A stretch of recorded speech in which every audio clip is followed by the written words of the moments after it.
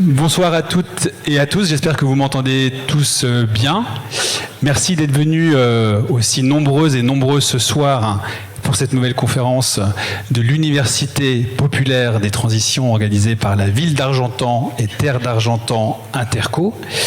Je suis Anthony Laurent, donc je suis journaliste et je suis rédacteur en chef d'un magazine qui s'appelle Environnement Magazine, qui, comme son nom l'indique, parle de problématiques, de questions d'environnement, de transition écologique à destination des professionnels de l'environnement, que sont les collectivités locales et les entreprises, mais aussi à destination du grand public. Donc la conférence de ce soir est la troisième qui est organisée dans le cadre de l'Université populaire des transitions. La première en septembre, pour rappel, mais j'imagine que vous y étiez, avait pour thème « Réparer la ville ». La deuxième, en novembre, elle, avait pour sujet les déchets. Les déchets peuvent-ils devenir nos ressources aujourd'hui? Et si vous n'y étiez pas, vous pouvez toujours, en tout cas, les revoir par vidéo, par replay. Ces vidéos sont accessibles en ligne sur le site internet de Terre d'Argentan. Alors, je suis, moi, particulièrement heureux d'être avec vous ce soir dans le cadre de cette université populaire, parce que, pour moi, une université populaire, évidemment, c'est un lieu privilégié pour échanger, pour se rencontrer, pour débattre, pour discuter d'enjeux et des principaux enjeux de l'époque et la transition. Alors, comment on la qualifie? On peut la qualifier d'écologique, d'énergétique. La transition écologique et énergétique est assurément un enjeu de l'époque. Et une université populaire comme celle d'Argentan permet, je l'espère en tout cas, de faire émerger cette intelligence collective dont on a assurément besoin aujourd'hui. La transition, bon, je ne vais pas forcément prendre très longtemps la parole, mais la transition, vous savez ce que ce mot d'ordre implique, même si le mot transition est un petit peu discuté, on va dire, aujourd'hui dans certains cercles académiques. Mais en tout cas, ça veut dire qu'il faut changer le modèle de production, de consommation, le modèle de société, nos modes de vie, et même carrément le modèle de civilisation, notre modèle de civilisation qui est assurément devenu intenable pour transitionner vers un modèle de société qui est donc plus soutenable, vivable, durable. On pourrait également dire une société plus inclusive, plus sereine. Alors, dans cette perspective, dans cette nécessité de transitionner, la question de l'énergie, évidemment, est absolument cruciale. Vous savez toutes et tous que toutes les activités humaines, certains humains sont plus actifs que d'autres, certains humains sont plus riches que d'autres, certains humains sont plus pollueurs que d'autres. Mais en tout cas, toute activité, beaucoup de nos activités, en tout cas dans nos pays du Nord, nécessitent de l'énergie. Que l'on veuille se nourrir, se loger, se chauffer, se déplacer, voyager, travailler, produire, tout ça nécessite de l'énergie. Le problème, c'est que depuis presque 200 ans maintenant, l'énergie que nous avons consommée, que nous avons utilisée, est d'origine fossile, comme vous le savez, c'est-à-dire que c'est surtout une énergie qui est basée sur l'exploitation du pétrole, du charbon, du gaz naturel. Et cette trajectoire sociotechnique, comme on peut dire, a occasionné des dégâts particulièrement dommageables pour nous, êtres vivants, pour la planète, évidemment, dommageable parce que là, cette surexploitation des énergies fossiles a engendré donc des dégâts. Le plus connu, je dirais, celui qui fait beaucoup la une des journaux, est assurément le péril climatique. Donc le réchauffement climatique est une externalité, une conséquence négative de la surexploitation des énergies fossiles. Et c'est bien sûr l'enjeu qui va nous occuper ce soir. C'est l'enjeu de ce soir, mais c'est l'enjeu évidemment du XXIe siècle. Il s'agit de sortir absolument des énergies fossiles et le plus vite possible pour faire appel, avoir recours désormais à des sources d'énergie qu'on peut qualifier de vertes, de bas carbone, décarbonées, de renouvelables, c'est-à-dire une énergie qui est basée sur des éléments naturels renouvelables, comme peut l'être l'énergie venant du soleil, le vent, l'eau, ou encore, on peut le dire, la biomasse. Alors si ces termes, notamment celui de biomasse, vous est un petit peu mystérieux, etc., vous inquiétez pas, ce soir, hein, il y aura des experts autour de nous pour vous clarifier tous ces éléments, tous ces concepts. Donc je disais, il faut une énergie verte, c'est absolument évident, mais il faut également ajouter une énergie qui est produite localement. Vous l'avez vu, les COP se succèdent au niveau international, on en est à la 29e bientôt, et on ne peut pas dire que les choses aient fondamentalement changé ou que les décisions prises soient à la hauteur des enjeux. Donc, il est évident que les territoires, vous, les élus locaux, les entrepreneurs locaux, ont un rôle à jouer dans cette transition. Je le dis d'autant plus avec conviction ici que le territoire d'Argentan, si je ne me trompe pas, couvre près du tiers de ses besoins énergétiques grâce à ses ressources, à ses ressources locales, ce qui fait que le territoire d'Argentan est le premier en Normandie sur ce sujet, et il est également bien exemplaire au niveau national. Argentan est devenu un exemple. Alors, je ne prends pas davantage la parole. Je vous dis quelques mots simplement sur le déroulé. Le déroulé est un peu différent de celui qui avait cours pour la première et la deuxième conférence. Ce soir, le déroulé est un peu plus, on va dire, dynamique. L'université, la conférence de ce soir se veut également interactive. Donc, à certains moments dans la soirée, mais à un ou deux moments dans la soirée, je ferai appel à votre participation, mais néanmoins, dès maintenant, on va vous donner, alors je vais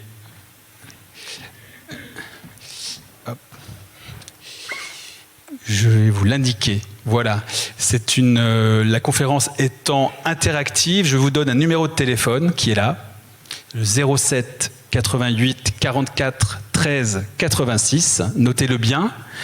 Et donc vous pourrez m'envoyer vos commentaires, vos remarques, vos questions que je recevrai sur ce téléphone et que je pourrai donc poser directement à nos intervenants. Et donc ce soir, on a la chance, justement, c'est l'objet d'une université populaire, de rencontrer ou d'écouter, tout du moins, des experts spécialistes de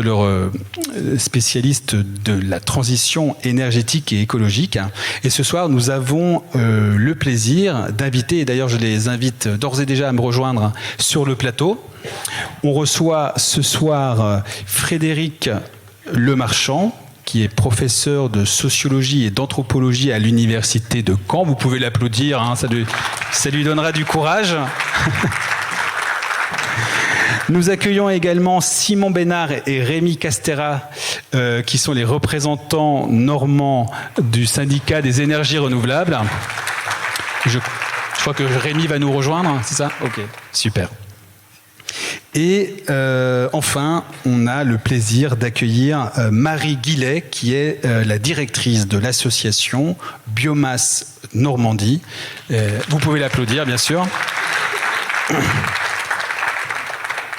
Voilà, ce sont nos trois experts ce soir qui interviendront successivement pendant les 2 heures au cours de cette soirée. Et sans plus attendre, je passe la parole à Frédéric Lemarchand pour le premier exposé.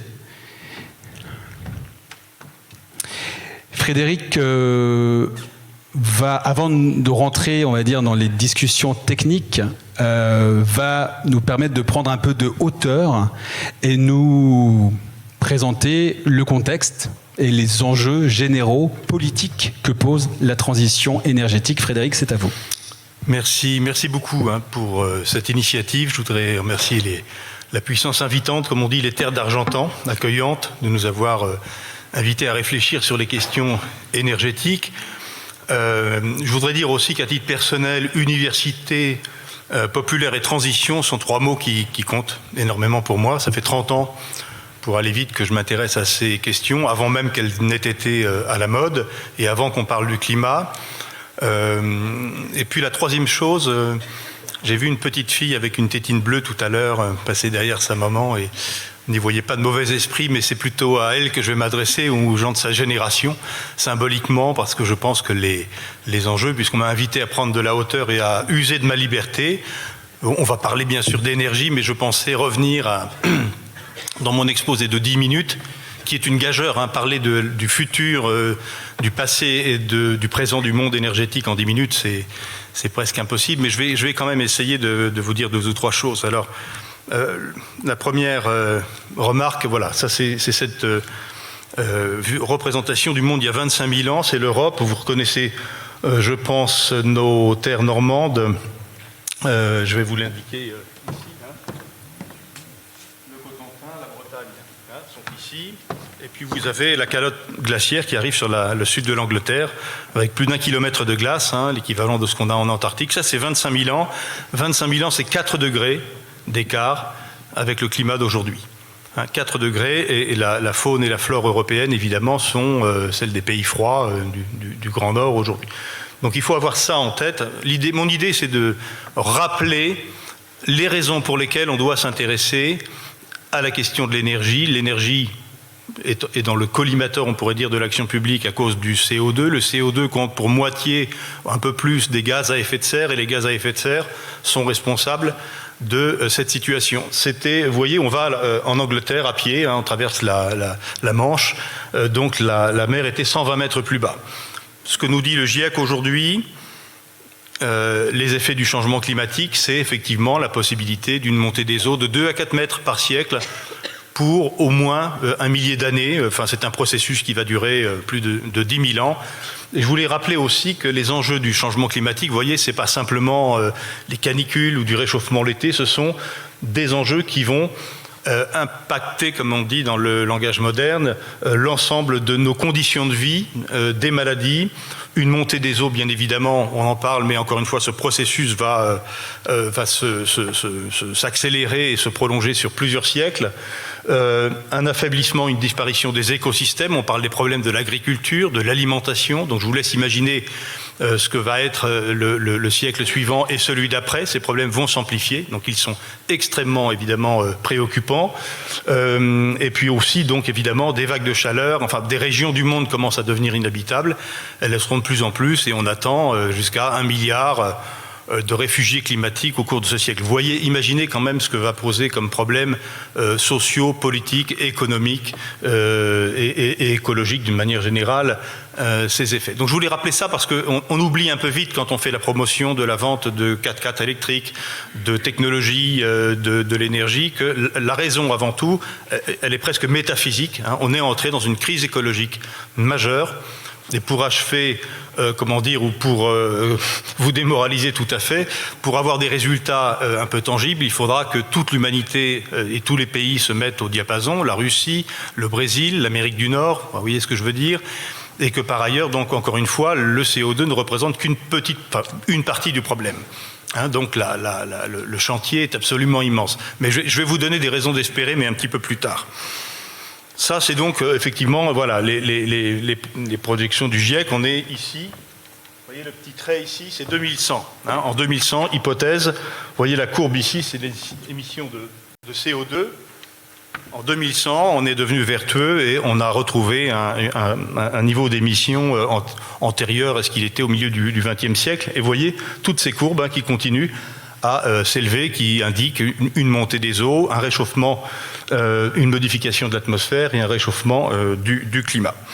Donc, quoi qu'on fasse, hein, encore une fois, même si on arrive à une situation, on pourrait dire homéostasique ou relativement équilibrée, ces processus sont maintenant engagés, on appelle ça l'anthropocène. Hein, les forces libérées par l'humanité sont supérieures à celles de la géologie. Très rapidement, ce tableau de bord, je le présente beaucoup aux étudiants, c'est souvent ma première diapo, c'est l'état du monde à travers, à gauche, des données socio-économiques, PIB mondial, transport, barrages, etc. Et à droite, les tendances naturelles ou environnementales.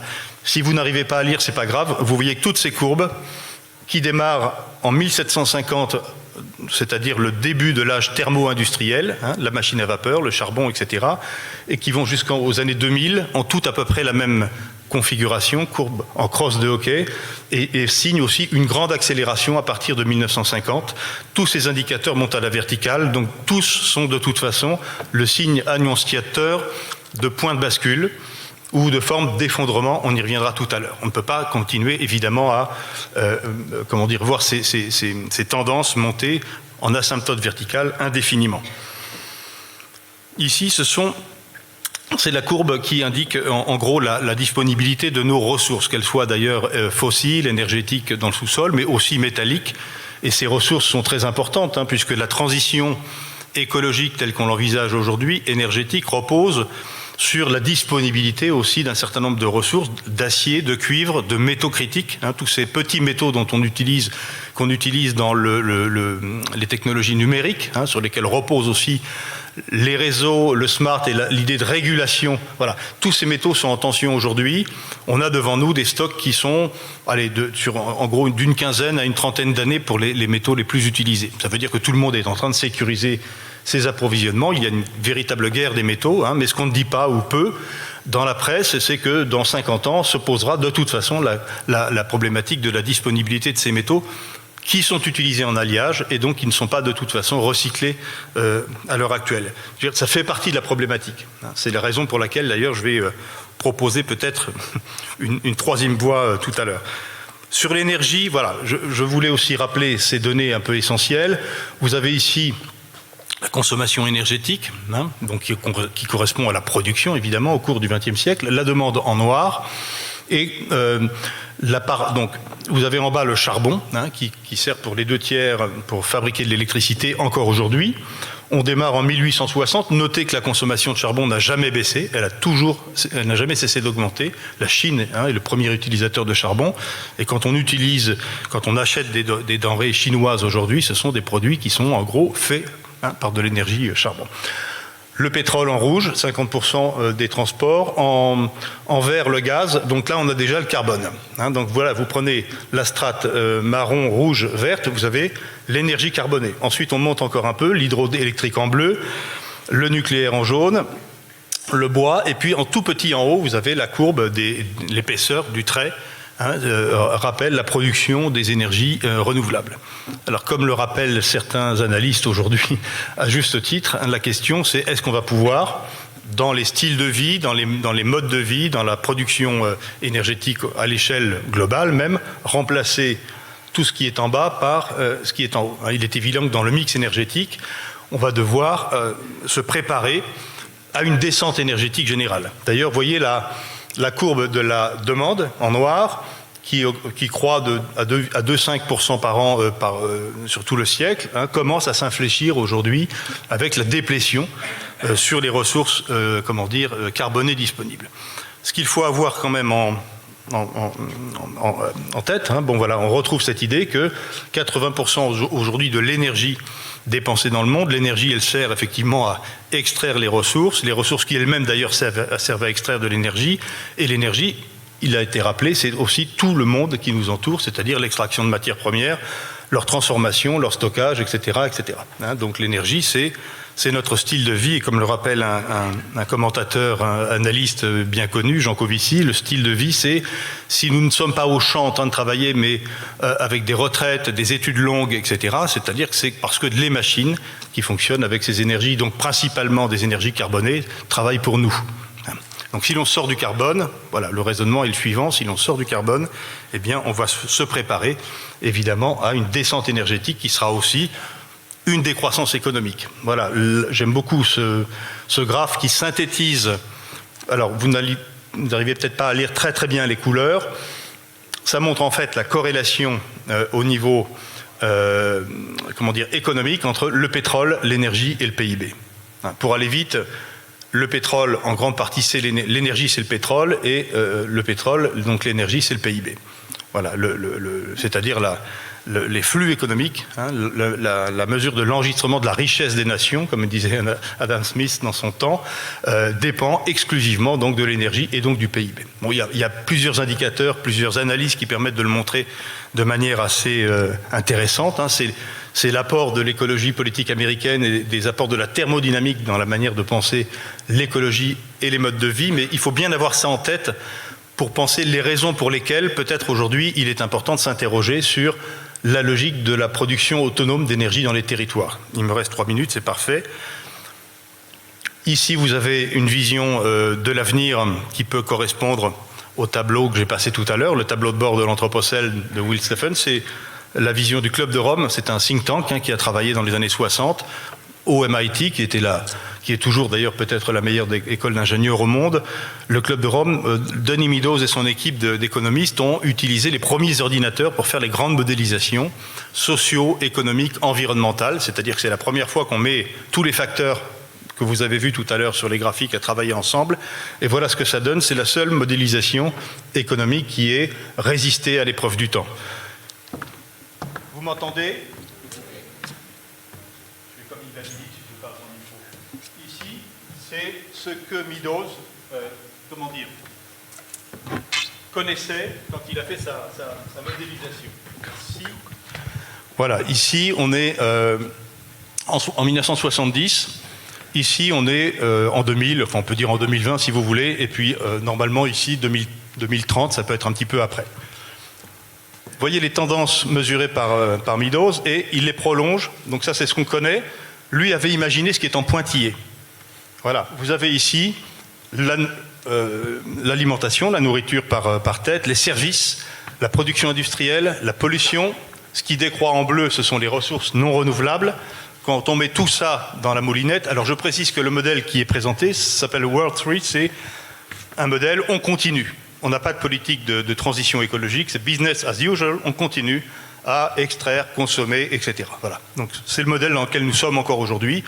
On n'a jamais consommé autant de ressources, d'énergie, etc. Ça continue. Voilà ce qu'il avait pronostiqué et voilà ce qui s'est réalisé en noir. D'accord ?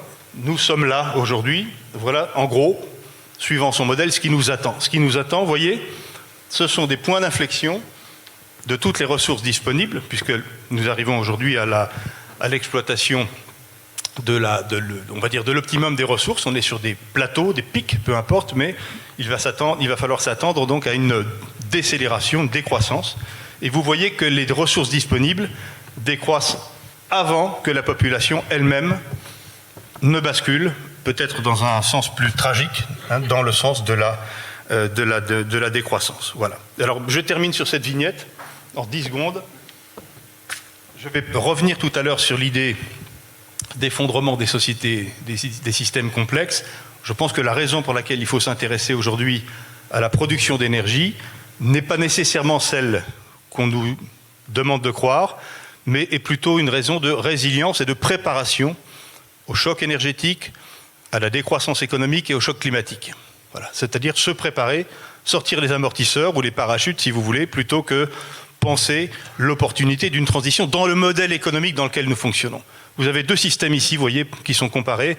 Un système hétérogène, simple, on pourrait dire un territoire avec des petites exploitations agricoles nombreuses ou des modalités de production comme ça, assez hétérogènes, forte capacité adaptative. Quand il est soumis à des contraintes, les pertes sont locales et le changement est graduel. Vous voyez la courbe, le système est hétéronome et la courbe est en pente régulière. À droite, vous avez les systèmes complexes. Ça peut être le système économique, la bourse, les systèmes connectés, informatiques. Voilà, les systèmes complexes, inversement, sont très connectés, donc évidemment, homogènes, mais en situation de contraintes fortes. La résistance au changement, évidemment, est plus importante au début, mais ensuite, on a des phénomènes de collapse, d'effondrement. Tout ça a été très bien théorisé, à la fois par des théoriciens de l'écologie, mais aussi des systèmes. Et donc ces systèmes donnent une apparence de résilience, en fait, au départ, mais peuvent tout à fait collapser, s'effondrer. Voilà. Et je pense que c'est le cas d'un certain nombre de systèmes complexes aujourd'hui qui sont constitués. Et l'agriculture en fait partie, par exemple. C'est un système qui est au bord aujourd'hui de l'effondrement. C'est une politique qui, je pense, peut être repensée, mais avec d'autres. Voilà. Donc on viendra sur l'énergie tout à l'heure. Merci. Absolument. Merci beaucoup Frédéric pour votre intervention. Intervention très riche, extrêmement stimulante. Merci pour ces éléments de contexte qui permettent de clarifier en tout cas les échanges, les discussions qu'on aura ce soir entre nous. Vous êtes déjà quelques-uns à réagir à l'intervention de Frédéric. Frédéric, on l'écoutera à nouveau dans quelques instants. Donc je garde ces questions de part vers moi, mais puisque vous avez envie de participer, ça tombe bien, quasiment sans transition. J'appelle Simon à la barre. Simon, vous avez prévu un petit questionnaire à soumettre au public pour voir si tout le monde était au niveau. Exactement. Alors oui, j'espère que vous avez bien écouté l'intervention de Monsieur Lemarchand, parce que vous allez voir, ça va se regrouper quelque peu dans les premières questions. Et c'est une façon de rentrer dans le vif du sujet. Donc je vais me présenter en quelques mots. Je m'appelle Simon Bénard, donc je suis représentant régional adjoint du syndicat des énergies renouvelables pour la Normandie. Le syndicat des énergies renouvelables est l'organisation la plus ancienne, représentative des acteurs de la transition énergétique. Donc c'est le syndicat des énergies renouvelables, c'est à peu près 500 entreprises, 160 000 emplois directs et indirects dans le secteur des énergies renouvelables. Et pour ma part, donc, je travaille au quotidien à faire émerger des projets de centrales solaires photovoltaïques sur le territoire normand, entre autres. Nous pourrons y revenir un peu plus tard dans la soirée. Je serai rejoint, je l'espère, très bientôt par mon collègue au sein du syndicat des énergies renouvelables, Rémi Castera, qui pourra répondre à vos questions sur les sujets de biodiversité, notamment des enjeux écologiques en lien avec les énergies renouvelables, mais qui, pour le moment, est encore bloqué dans le train. Donc, j'espère pour lui qu'il arrivera à la fin de ce questionnaire. Avant la fin de ce questionnaire. Donc, quelques petites questions pour entrer dans le vif du sujet. La première étant une question d'ordre plutôt de production pour remettre un peu les choses dans leur contexte. Combien de temps doit pédaler un champion à pleine puissance pour produire l'énergie nécessaire à griller une tranche de pain de mie ? 10 secondes, 2 minutes, 20 minutes. Alors peut-être qu'on va faire un rapide tour de la salle en proposant les réponses à cette question. Donc, alors, qui serait pour la réponse A ? La réponse B ? Ok. Et la réponse C ? Très bien. Alors, la bonne réponse, c'est un champion quand même, donc il est très puissant, il arrive à développer une puissance instantanée de 700 watts, ce qui correspond à une vitesse de 50 km/h pendant 2 minutes, et ce qui lui permet de griller une tranche de pain de mie. Donc cela met un peu en contexte la puissance qu'il est nécessaire d'exercer pour produire de l'électricité, et quand on le compare avec ce qui a été l'évolution de la puissance disponible au travers des moyens de production dont s'est doté l'être humain, cela met en contexte un peu les trajectoires que nous avons prises. Alors, ce champion développe 700 watts grâce à ses 2 jambes, ce qui est quand même extraordinaire parce qu'aujourd'hui, on serait plutôt en capacité de développer 100 watts, quoique avec la disparition de la force musculaire qui est chez l'être humain, on est peut-être en dessous de ces 100 watts. Mais 700 watts, c'est l'équivalent d'un cheval de trait. Et c'est bien en deçà de ce qu'on arrive à développer, ce qu'arrive à développer aujourd'hui un avion au décollage. Et cela a été rendu possible notamment grâce à l'émergence des énergies conventionnelles. Donc deuxième question, sans transition.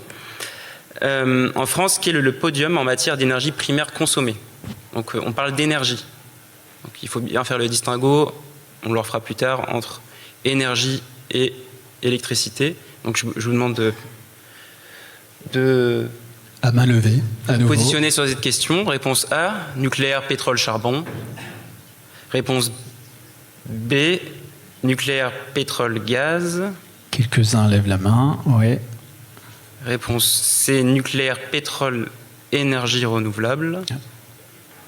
Beaucoup moins de suffrages pour la C. Ouais. Alors on l'a vu dans la première intervention de M. Lemarchand, 80% de la production mondiale en matière d'énergie, ce sont directement les énergies conventionnelles. Et en France, on ne déroge pas en la matière, puisque le podium... Enfin, on déroge quelque peu en la matière, pardon, puisque le podium se distingue ainsi, donc nucléaire, pétrole, gaz. Un mix énergétique un peu différent, mais qui ne laisse pas de place pour le moment aux énergies renouvelables. Donc le pétrole, pour ce qui est du pétrole ou du gaz, pour ce qui est des énergies conventionnelles, on voit qu'ils ont quand même une place encore prépondérante dans le mix énergétique national. Donc pour la France, c'est près de la moitié du mix qui est concerné par les énergies conventionnelles. Et tout l'intérêt, enfin on en discutera dans la soirée, mais tout l'intérêt du sujet et du débat, c'est de sortir d'ici 2040-2050 de ces énergies conventionnelles. Moi, je vous ai mis un petit slide que j'aime bien. C'est celui du budget carbone mondial. Donc vous voyez ici, tous ces petits nuages, ça représente à peu près, vous l'avez en bas à gauche, enfin l'unité c'est 50 gigatonnes de CO2, d'équivalent CO2. Et tous ces petits nuages représentent toutes les ressources en matière d'énergie conventionnelle dont on a connaissance aujourd'hui dont on a connaissance sous la Terre. Tous les petits nuages gris, ce sont les nuages qui ont déjà été consommés. Donc vous voyez, on est à peu près à grosso modo un quart du budget carbone mondial de consommer. Et si on veut limiter le réchauffement climatique à 2 degrés, comme nous le préconise, comme ce qui est préconisé dans les différents rapports, on n'a plus le droit de consommer seulement que... ma petite animation a disparu. Mais on n'a plus le droit de consommer seulement que 20 de ces nuages. Simon, est-ce que vous pouvez simplement préciser ce qu'est un budget carbone? On a une question dans la salle. Alors en gros, les activités humaines sont émettrices de CO2, de carbone. Aujourd'hui, de par nos activités humaines, on a émis l'équivalent de tous ces petits nuages gris. Pour limiter le réchauffement climatique à 2 degrés, nous avons le droit seulement d'émettre que 20 nuages supplémentaires. Très bien. Je ne sais pas si c'est peut-être un peu plus clair comme ça. On y reviendra peut-être tout à l'heure, s'il le faut. Mais tout le dilemme réside dans le fait que l'être humain a connaissance que ces nuages existent et que jusqu'à présent il a consommé des nuages et qu'il serait tellement plus simple de continuer à consommer ces nuages. Voilà. La question suivante, question plus locale relative au territoire d'Argentan. Quelle est la part d'énergie renouvelable produite sur le territoire d'Argentan par rapport à sa consommation territoriale locale? La réponse 1 serait 9%, la 2 15%, et la dernière 28%. Donc vous avez été très attentif, puisque c'est la bonne réponse qui a été citée en introduction. Et on le voit, c'est une part d'énergie renouvelable qui est largement, très substantiellement supérieure à la trajectoire nationale, puisqu'aujourd'hui, on reste en deçà des objectifs que s'était fixé l'État, de 23%. On est autour de 20% aujourd'hui, à l'échelle nationale. Alors, question suivante. Sur Argentan Intercom, quelles sont les 3 principales sources d'énergie issues des énergies renouvelables et de revalorisation, qui contribuent à ces 28%? La première réponse serait le triptyque bois, éolien, biogaz. La seconde, celui bois, éolien, photovoltaïque. On va voir si vous connaissez votre territoire. et le troisième triptyque, bois, éolien, valorisation des déchets. Triptyque qui pourrait être intéressant, paraît être pertinent. Et la réponse est, bien entendu, la réponse 1. Bois, éolien, biogaz. Je pense que Marie reviendra sur ce triptyque un peu plus tard dans la soirée. Question suivante. Alors une question plus, on revient sur le concret, sur le plus terre à terre, si je puis dire. Combien de temps faut-il en moyenne pour construire un projet d'énergie renouvelable? Alors quand j'entends construire, c'est-à-dire de l'émergence du projet, donc toute la phase de développement, d'obtention des autorisations administratives, jusqu'à l'injection de l'électricité ou du gaz sur le réseau. À votre avis, combien de temps? Réponse 1, moins de 5 ans. Réponse 2, entre 5 et 10 ans. Réponse 3, plus de 10 ans. Ok. Alors vous allez le voir, il n'y a pas de bonne ou de mauvaise réponse. Il fallait que j'en fasse une au moins comme ça. Alors, aujourd'hui, selon les autorisations qui sont nécessaires pour ériger des installations de production d'énergie renouvelable, on a des des temps qui sont qui varient. Moins de 5 ans, ça peut être le cas c'est le cas d'une installation photovoltaïque en toiture, bien sûr, qui peut être érigée assez rapidement. Mais ça peut être également le cas d'installations de méthanisation quand elles sont en régime déclaratif ou même en régime d'autorisation. Entre 5 et 10 ans, on est plus dans le cas de centrales solaires photovoltaïques au sol, qui aujourd'hui, quand elles dépassent des tailles de plus d'1 mégawatt, donc 1 mégawatt, c'est 1 hectare à peu près, pour vous donner un ordre d'idée, nécessite une étude d'impact environnemental. Donc on va sur une année entière étudier la faune et la flore sur le terrain de la centrale. Et puis après, on a recours à enquête publique. Donc ça, c'est des procédures qui prennent un peu plus de temps. Et là, pour une centrale solaire photovoltaïque au sol, on est entre 4 et 5 ans si tout va bien, s'il n'y a pas de recours sur le projet. Une durée qui peut paraître longue, mais qui reste courte dans le monde des énergies renouvelables, puisque, par exemple, il n'est pas rare pour un parc éolien terrestre, par exemple, d'atteindre les 10 ans de développement, voire plus. Et en Normandie, on a les exemples aussi des parcs éoliens en mer de Fécamp et Courseulles-sur-Mer. Alors Rémi, je ne sais pas s'il est arrivé ou s'il arrivera, mais il pourra vous expliquer que sur le projet de Fécamp, au large de Fécamp, dont il a été l'un des instigateurs et dans lequel il a contribué à obtenir les autorisations, notamment sur les volets environnementaux, c'est un projet qui a nécessité 14 ans de travail avant que les éoliennes en mer voient le jour. Simon, le temps file à toute vitesse. Combien de une questions? Minute. Alors, une dernière question. On vous retrouve après, dans quelques minutes. Très bien. Une dernière question qui me paraît intéressante.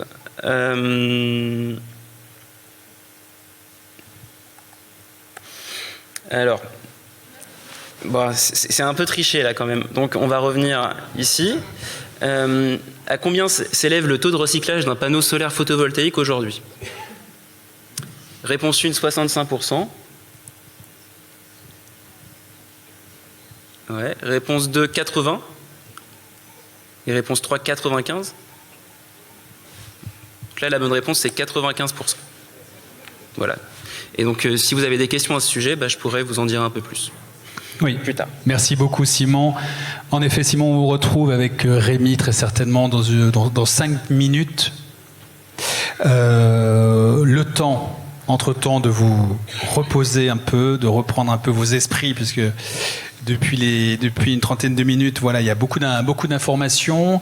Je vous propose cette fois, non pas de rencontrer, mais d'écouter Jocelyn Sourisseau, qui est le directeur aménagement cadre de vie à Argentan, et qui va nous parler très concrètement du réseau de chaleur et de son évolution ces dernières années à Argentan. Chaleur de la ville d'Argentan, il existe depuis 1971 en fait. À l'origine, il était fait pour le quartier des provinces, et donc il y avait en gros un peu plus de 2 km de réseau qui permettait d'alimenter des logements, un commerce, l'école principalement du quartier, et c'était alimenté au fioul lourd. Et en fait, en 2006, on a complètement rénové cette infrastructure en y apportant un mix énergétique complémentaire, à savoir du bois et du gaz, et en étendant le réseau pour essayer de l'étendre sur la ville d'Argentan. Et donc, on a rajouté l'équivalent quasiment de 4 km de réseau dans un premier temps, puis ensuite 3 de plus, pour arriver aujourd'hui à 9 km de réseau qui irrigue 49, ce qu'on dit sous-stations, c'est-à-dire 49 installations, qui marient à la fois du logement social, des bâtiments publics et des entreprises.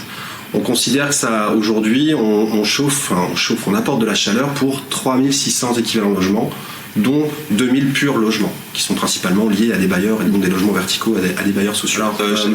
Cette infrastructure, en fait, elle avantage, un double avantage, un avantage environnemental, puisque c'est l'alimentation principalement en bois, donc 65% de bois, 15% de gaz, et le reste en cogénération. C'est-à-dire qu'on produit l'électricité aussi depuis 2016 maintenant sur cette infrastructure, sur le réseau local. Et donc on a du bois qui est approvisionné dans un rayon de 80 km. Et le deuxième avantage, il est évidemment économique, c'est-à-dire que cette infrastructure dépend moins du marché du gaz et de l'électricité, tout simplement. Donc on ne dépend pas de l'augmentation des coûts d'énergie, très peu. Et lors de la crise énergétique, par exemple, on a pu voir qu'on a pris que 20% en 2 ans d'augmentation. Et de ce fait, en fait, on a pu conserver des usages publics, notamment le centre aquatique, qui n'a pas été fermé en cette raison, alors que sur d'autres installations, on prenait x4 au niveau gaz. Donc en fait, le prix du bois, notamment, est beaucoup plus indépendant des énergies fossiles que le reste des autres types d'énergie. Donc on a conservé un aspect environnemental, on a augmenté l'aspect environnemental et conservé un aspect économique plutôt attractif dans ces périodes de crise. Donc c'est plutôt un amortisseur local de la crise énergétique. Quand vous voulez alors balader à Argentan, concrètement, vous allez à l'hôtel de ville, il est relié au réseau de chaleur. À côté, vous avez le pôle de santé, c'est la même chose. Pas très loin, vous avez l'hôpital, qui est le premier employeur du territoire, avec des grosses infrastructures. Vous avez le centre aquatique, la grande médiathèque, différents gymnases. Bref, vous avez un maillage du territoire sur les infrastructures publiques qui permettent de tempérer l'augmentation du coût de l'énergie sur l'ensemble de ces infrastructures. Le pari, c'est de dire qu'on va créer des outils qui permettent de créer des boucles économiques locales qui sont rentables. Et en plus, la cerise sur le gâteau, au niveau carbone, qui soit dans une logique de décarbonation et qui nous amène à aller vers des tonnes de CO2 évitées. Mais la décarbonation est un objectif de fin, c'est pas l'objectif de début pour nous. Voilà, Jocelyn Souriceau qui complète les exposés jusqu'à présent avec ce focus fait sur le réseau de chaleur d'Argentan. Je repasse la parole comme prévu à Simon. Alors, est-ce que vous avez d'ores et déjà des questions à poser à Simon sur son exposé, sur le questionnaire qu'il a fait avant la vidéo? Pas forcément. Simon, est-ce que vous voulez poursuivre, en profiter pour poursuivre justement le questionnaire que vous avez préparé? On peut continuer sans problème. J'essaie d'aller assez vite pour que vous ne voyez pas les réponses. La question suivante concerne l'éolien. Je vous poserai la question suivante. Quelle est la hauteur moyenne très large du mât d'une éolienne terrestre en France aujourd'hui? Donc, je parle bien ici de mât et non de pale. C'est important. Est-on entre 80 et 100 mètres en moyenne? Réponse 1. Entre 100 et 120 mètres, réponse 2, ou entre 120 et 140 mètres. Très bien. Alors, la réponse, c'est la réponse 1. Aujourd'hui, en France, on est historiquement sur ce qu'on appelle de petites éoliennes encore. On est sur une moyenne de 2 à 3 MW en puissance installée. Donc ça, c'est la puissance max de l'éolienne. Et au rotor, on est entre 80 et 100 mètres. Donc le rotor, c'est le bout du mât, là où la génératrice est installée. Et ce qui va varier surtout avec les éoliennes de nouvelle génération, c'est la taille des pales et le diamètre que vont balayer ces pales, qui a tendance à augmenter et à faire en sorte que la taille maximale en bout de pale augmente elle aussi légèrement. Donc vous voyez sur le petit graphe à droite, la hauteur du mât reste assez stable, mais c'est le diamètre du rotor qui augmente et qui fait que la puissance installée de l'éolienne augmente. Et ce qui fait aussi qu'on arrive à un facteur de charge en moyenne qui s'améliore. Donc les éoliennes aujourd'hui ont des facteurs de charge d'environ 25% pour ce qui est des régions Hauts-de-France, Normandie, mais qui peuvent être aussi bien plus importants quand on va dans d'autres pays. Aux États-Unis, on arrive à avoir des facteurs de charge pour de l'éolien terrestre, je le précise, de l'ordre de 30 à 40%. Alors on a une question de la salle, figurez-vous, Simon. Ouais. On me pose la question, on vous pose plutôt la question. Il paraît qu'il faut du béton pour les fondations des éoliennes. Qu'est-ce qu'on peut en dire Alors, pour répondre à cette question, j'en profiterai bien pour inviter mon collègue à me rejoindre sur scène. Donc Rémi Castera, qui est également du syndicat des énergies renouvelables et spécialiste de la biodiversité. Voilà. Transition énergétique, j'ai voulu prendre le train. Je vous présente mes excuses. Il était en retard, voilà. 50 minutes de retard. Donc il paraît que ça arrive souvent. Oui, c'est ça, ouais. Exactement. Oui, il y a effectivement du béton pour mettre dans le sol sous les éoliennes. C'est ça qu'on creuse. On met des fer à dos, donc qui permettent de maintenir l'éolienne et de la tenir dans le sol. Et je rappelle aussi à cette occasion qu'il est obligatoire aujourd'hui dans la loi de démanteler l'éolienne. Démanteler l'éolienne, ça veut dire à la fin de la vie du cycle de cette éolienne. Et donc ça signifie aujourd'hui, parce que c'est inscrit comme ça dans la loi, qu'il faut enlever le socle de béton à l'issue de la vie de l'éolienne. Et donc du coup ça sera enlevé et on pourra réutiliser la terre si c'est le souhait, notamment pour de l'agriculture. C'est souvent installé sur des terres agricoles. Merci. On peut passer à la question suivante. Question supplémentaire. S'il y en a encore, oui. D'accord. Celle-là, on l'a déjà faite tout à l'heure. Alors, une question territoire, si je puis dire. Combien de méthaniseurs sont aujourd'hui en fonctionnement au sein de l'intercommunalité Terre d'Argentan? Réponse 1, 6. Alors, est-ce que vous êtes tous au fait de la transition énergétique à Argentan? Dans la question, on parle à la fois d'injection et de cogénération. Les deux ensemble. La réponse 2, 9. Et la 3, 20. Donc on est bien sur la réponse 2. Quand on additionne les méthaniseurs en injection et en cogénération. Avec un rapport à peu près de 1 tiers, 2 tiers. Et une dernière question peut-être. Oui, très bien. Quel était le résultat du dernier appel d'offres de la Commission de régulation de l'énergie pour les centrales solaires au sol? C'est une question intéressante qui permet d'expliquer un peu comment est commercialisée l'électricité produite par les centrales solaires au sol. Aujourd'hui, on a 3 grandes formes de commercialisation. Est-ce que tu veux en dire 2-3 mots ou pas? Vas-y, tu peux. On a ces appels d'offres de la CRE, donc la Commission de régulation de l'énergie, qui est l'organisme qui met en compétition les différents projets d'énergie de centrales solaires au travers d'appels d'offres. Et la candidature à ces appels d'offres nous permet, énergéticiens, d'obtenir un complément de rémunération que nous proposons dans le cadre de cette compétition. Et ce complément de rémunération nous permet d'avoir une sécurité vis-à-vis des fluctuations du marché de l'électricité qui fluctue assez fort ces derniers mois. Donc, c'est-à-dire que, imaginons, nous proposons 60 € du mégawattheure. Quand le marché de l'électricité est à 50 € du mégawattheure, l'État reverse 10 € du mégawattheure à l'énergéticien. Mais quand le marché est supérieur à 60 €, c'est l'énergéticien qui va reverser à l'État le différentiel. Donc si le marché est à 90, l'énergéticien reversera 30 € par mégawattheure à l'État. Ce qui fait par exemple que l'année dernière, l'État a récupéré via ce mécanisme d'appel d'offres plus de 15 milliards d'euros. Ce qui a permis de financer 50% du bouclier tarifaire notamment. Et simplement, avant qu'on commence, on l'a présenté ici en euros par mégawattheure, c'est comme ça que c'est présenté. Mais pour faire le lien avec votre facture d'électricité, en fait, on peut aussi l'exprimer en centimes d'euros par kilowattheure, et ça va directement, ça vous permet directement de comparer. Donc on va le faire comme ça plutôt. Quel était le prix que l'État va attribuer? Est-ce que c'est 6 centimes d'euros du kilowattheure? Est-ce que c'est 7 centimes d'euros du kilowattheure? Est-ce que c'est 8 centimes d'euros du kilowattheure? Parce que 6 centimes d'euros du kilowattheure, c'est 60 € par mégawattheure.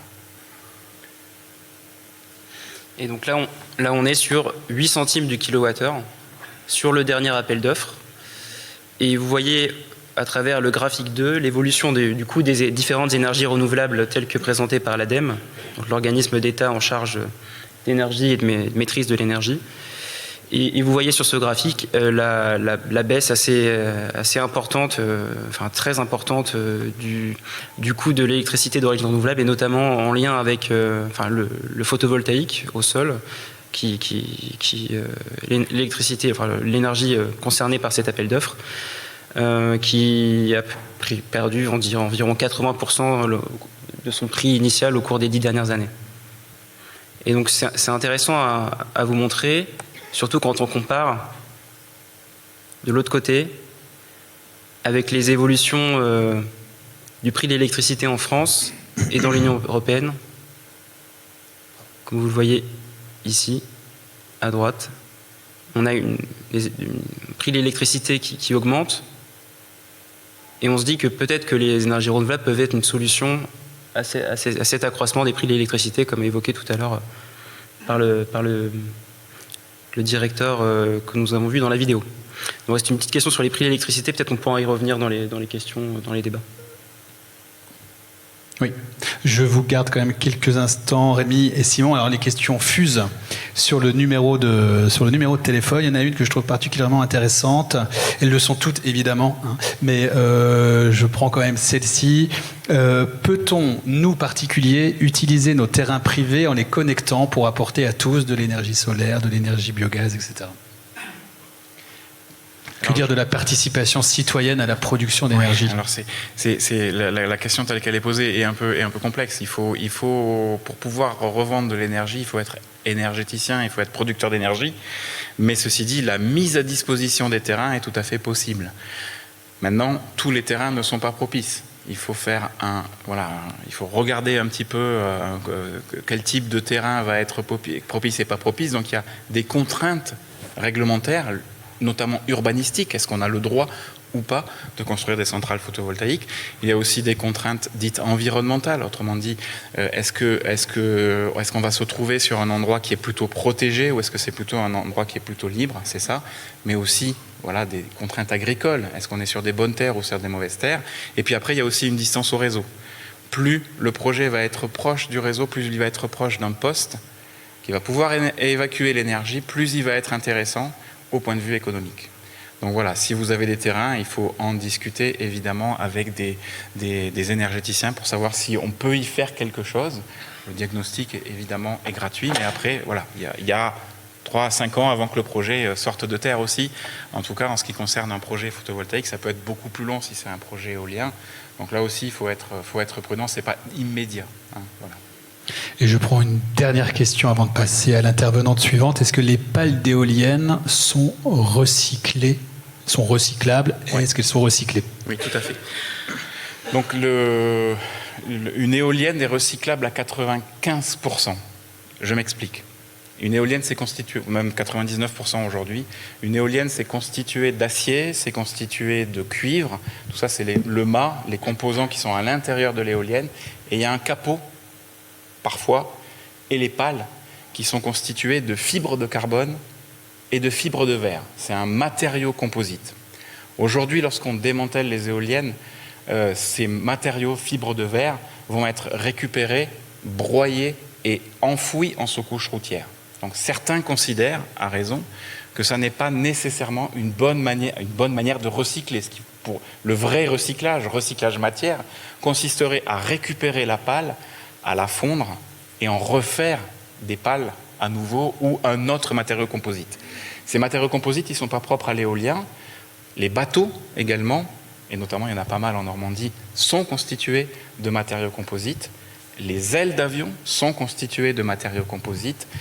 Et il y a aussi beaucoup de matériaux composites dans les bâtiments. Et donc, la filière composite est en train de constituer une filière de recyclage, comme il en existe pour les déchets des équipements électroniques et électroniques. Et la filière éolienne est un petit peu en pointe, et la Normandie est encore plus en pointe sur le projet de Courseulles-sur-Mer que vous connaissez peut-être, qui est au large de Courseulles-sur-Mer, hein, donc qui est construit en Normandie, c'est-à-dire que les éoliennes et les pales d'éoliennes sont construits sur le port du Havre, avec une usine qui fabrique des éoliennes et des pales d'éoliennes pour le port du Havre, pour le projet de Courseulles, mais aussi pour d'autres projets en France et qui continuera à les construire. C'est à peu près 6000 emplois, on va revenir à ce point-là. Eh bien, pour le projet de Courseulles, il va y avoir 10 éoliennes sur les 66 que compte le parc, même pas, c'est 50 que compte le parc. Il va y avoir 10 éoliennes qui seront équipées de pales recyclables. C'est une première en France. Ça se passe l'année prochaine en Normandie, au large des côtes. Voilà. Donc la filière a pris le pas et va avancer. Très bien. Merci beaucoup. On peut remercier Simon et Rémi pour leur intervention. Merci beaucoup. Il y avait une question sur l'emploi, évidemment. On pourra y revenir. D'ailleurs, je vous invite à rester attentifs puisqu'il y aura une capsule vidéo tout à l'heure qui portera spécifiquement sur les métiers de demain pour la production d'énergie. Merci encore Simon et Rémi. Je vous invite à regagner vos fauteuils sur le plateau. Et désormais, nous allons écouter Marie Guillet. Je rappelle que Marie est ingénieure agricole et qu'elle est la directrice de l'association Biomasse Normandie qui conseille les collectivités locales dans leur démarche de développement durable.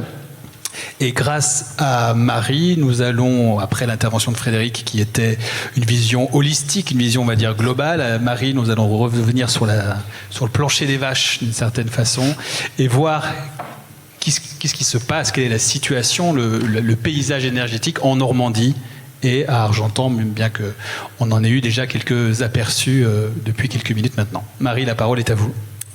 Bonsoir à tous. Donc, je suis Marie Guillet, la directrice de Biomasse Normandie. Biomasse Normandie, c'est une association régionale technique qui a été créée il y a 40 ans.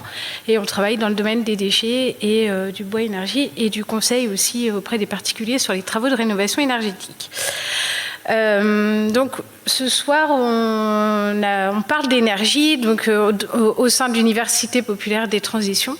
Donc, pourquoi l'énergie dans alors, même s'il y a déjà eu quelques éléments de fournis, pourquoi on parle d'énergie dans cette Université populaire des transitions? Bon, le premier élément, il est évident, c'est le lien entre énergie et réchauffement climatique qui a été largement développé en introduction au début de la présentation.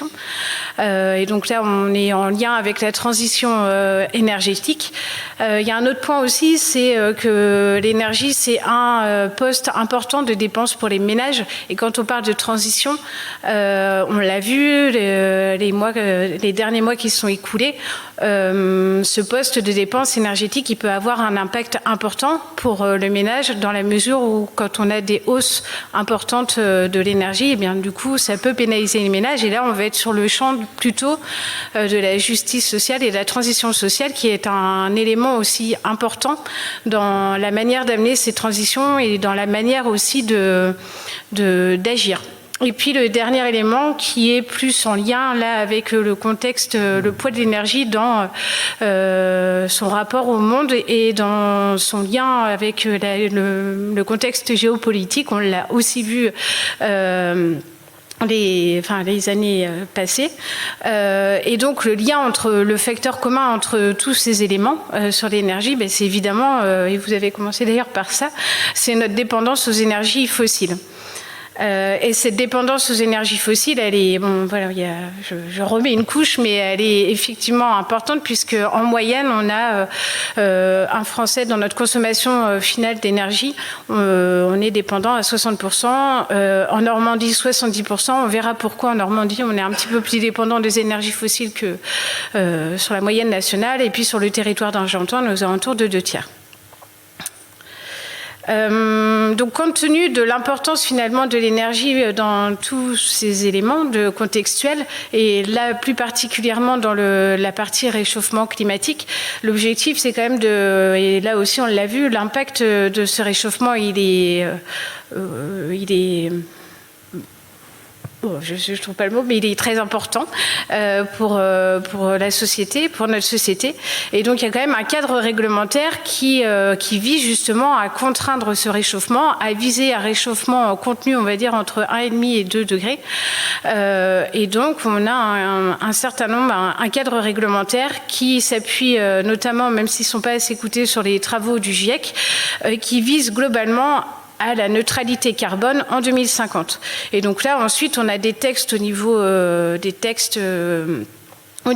européen qui sont déclinés ensuite au niveau français. Et ensuite, ces textes-là, ils donnent des grandes orientations, des grands objectifs qui sont repris dans des documents d'orientation, de planification au niveau plus local, au niveau régional, et puis après par les collectivités, notamment dans le cadre des plans climat, air, énergie.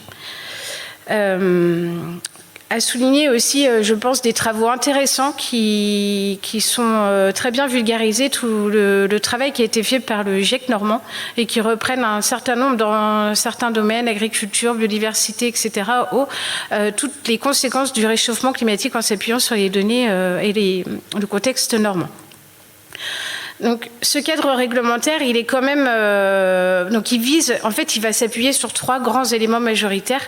Après, vous n'allez pas retenir les chiffres, mais c'est pas très grave, ils sont sur le support. Mais l'objectif, c'est d'arriver à la neutralité carbone, c'est-à-dire qu'on n'émette pas plus de carbone que ce qu'on peut en stocker. Et donc, pour ça, on va s'appuyer sur 3 grands volets. En fait, c'est la diminution des émissions de gaz à effet de serre. La diminution de la consommation d'énergie, et ça c'est vraiment important, et puis la diversification du mix énergétique, et notamment en s'appuyant sur des énergies décarbonées. Et ce qu'il faut bien avoir en tête, c'est que notamment, par exemple, quand on parle de part des énergies renouvelables dans notre consommation d'énergie, c'est que le facteur commun, c'est quand même la consommation d'énergie. Donc, on verra la conséquence, mais si cette consommation diminue pas, ça va être compliqué d'atteindre.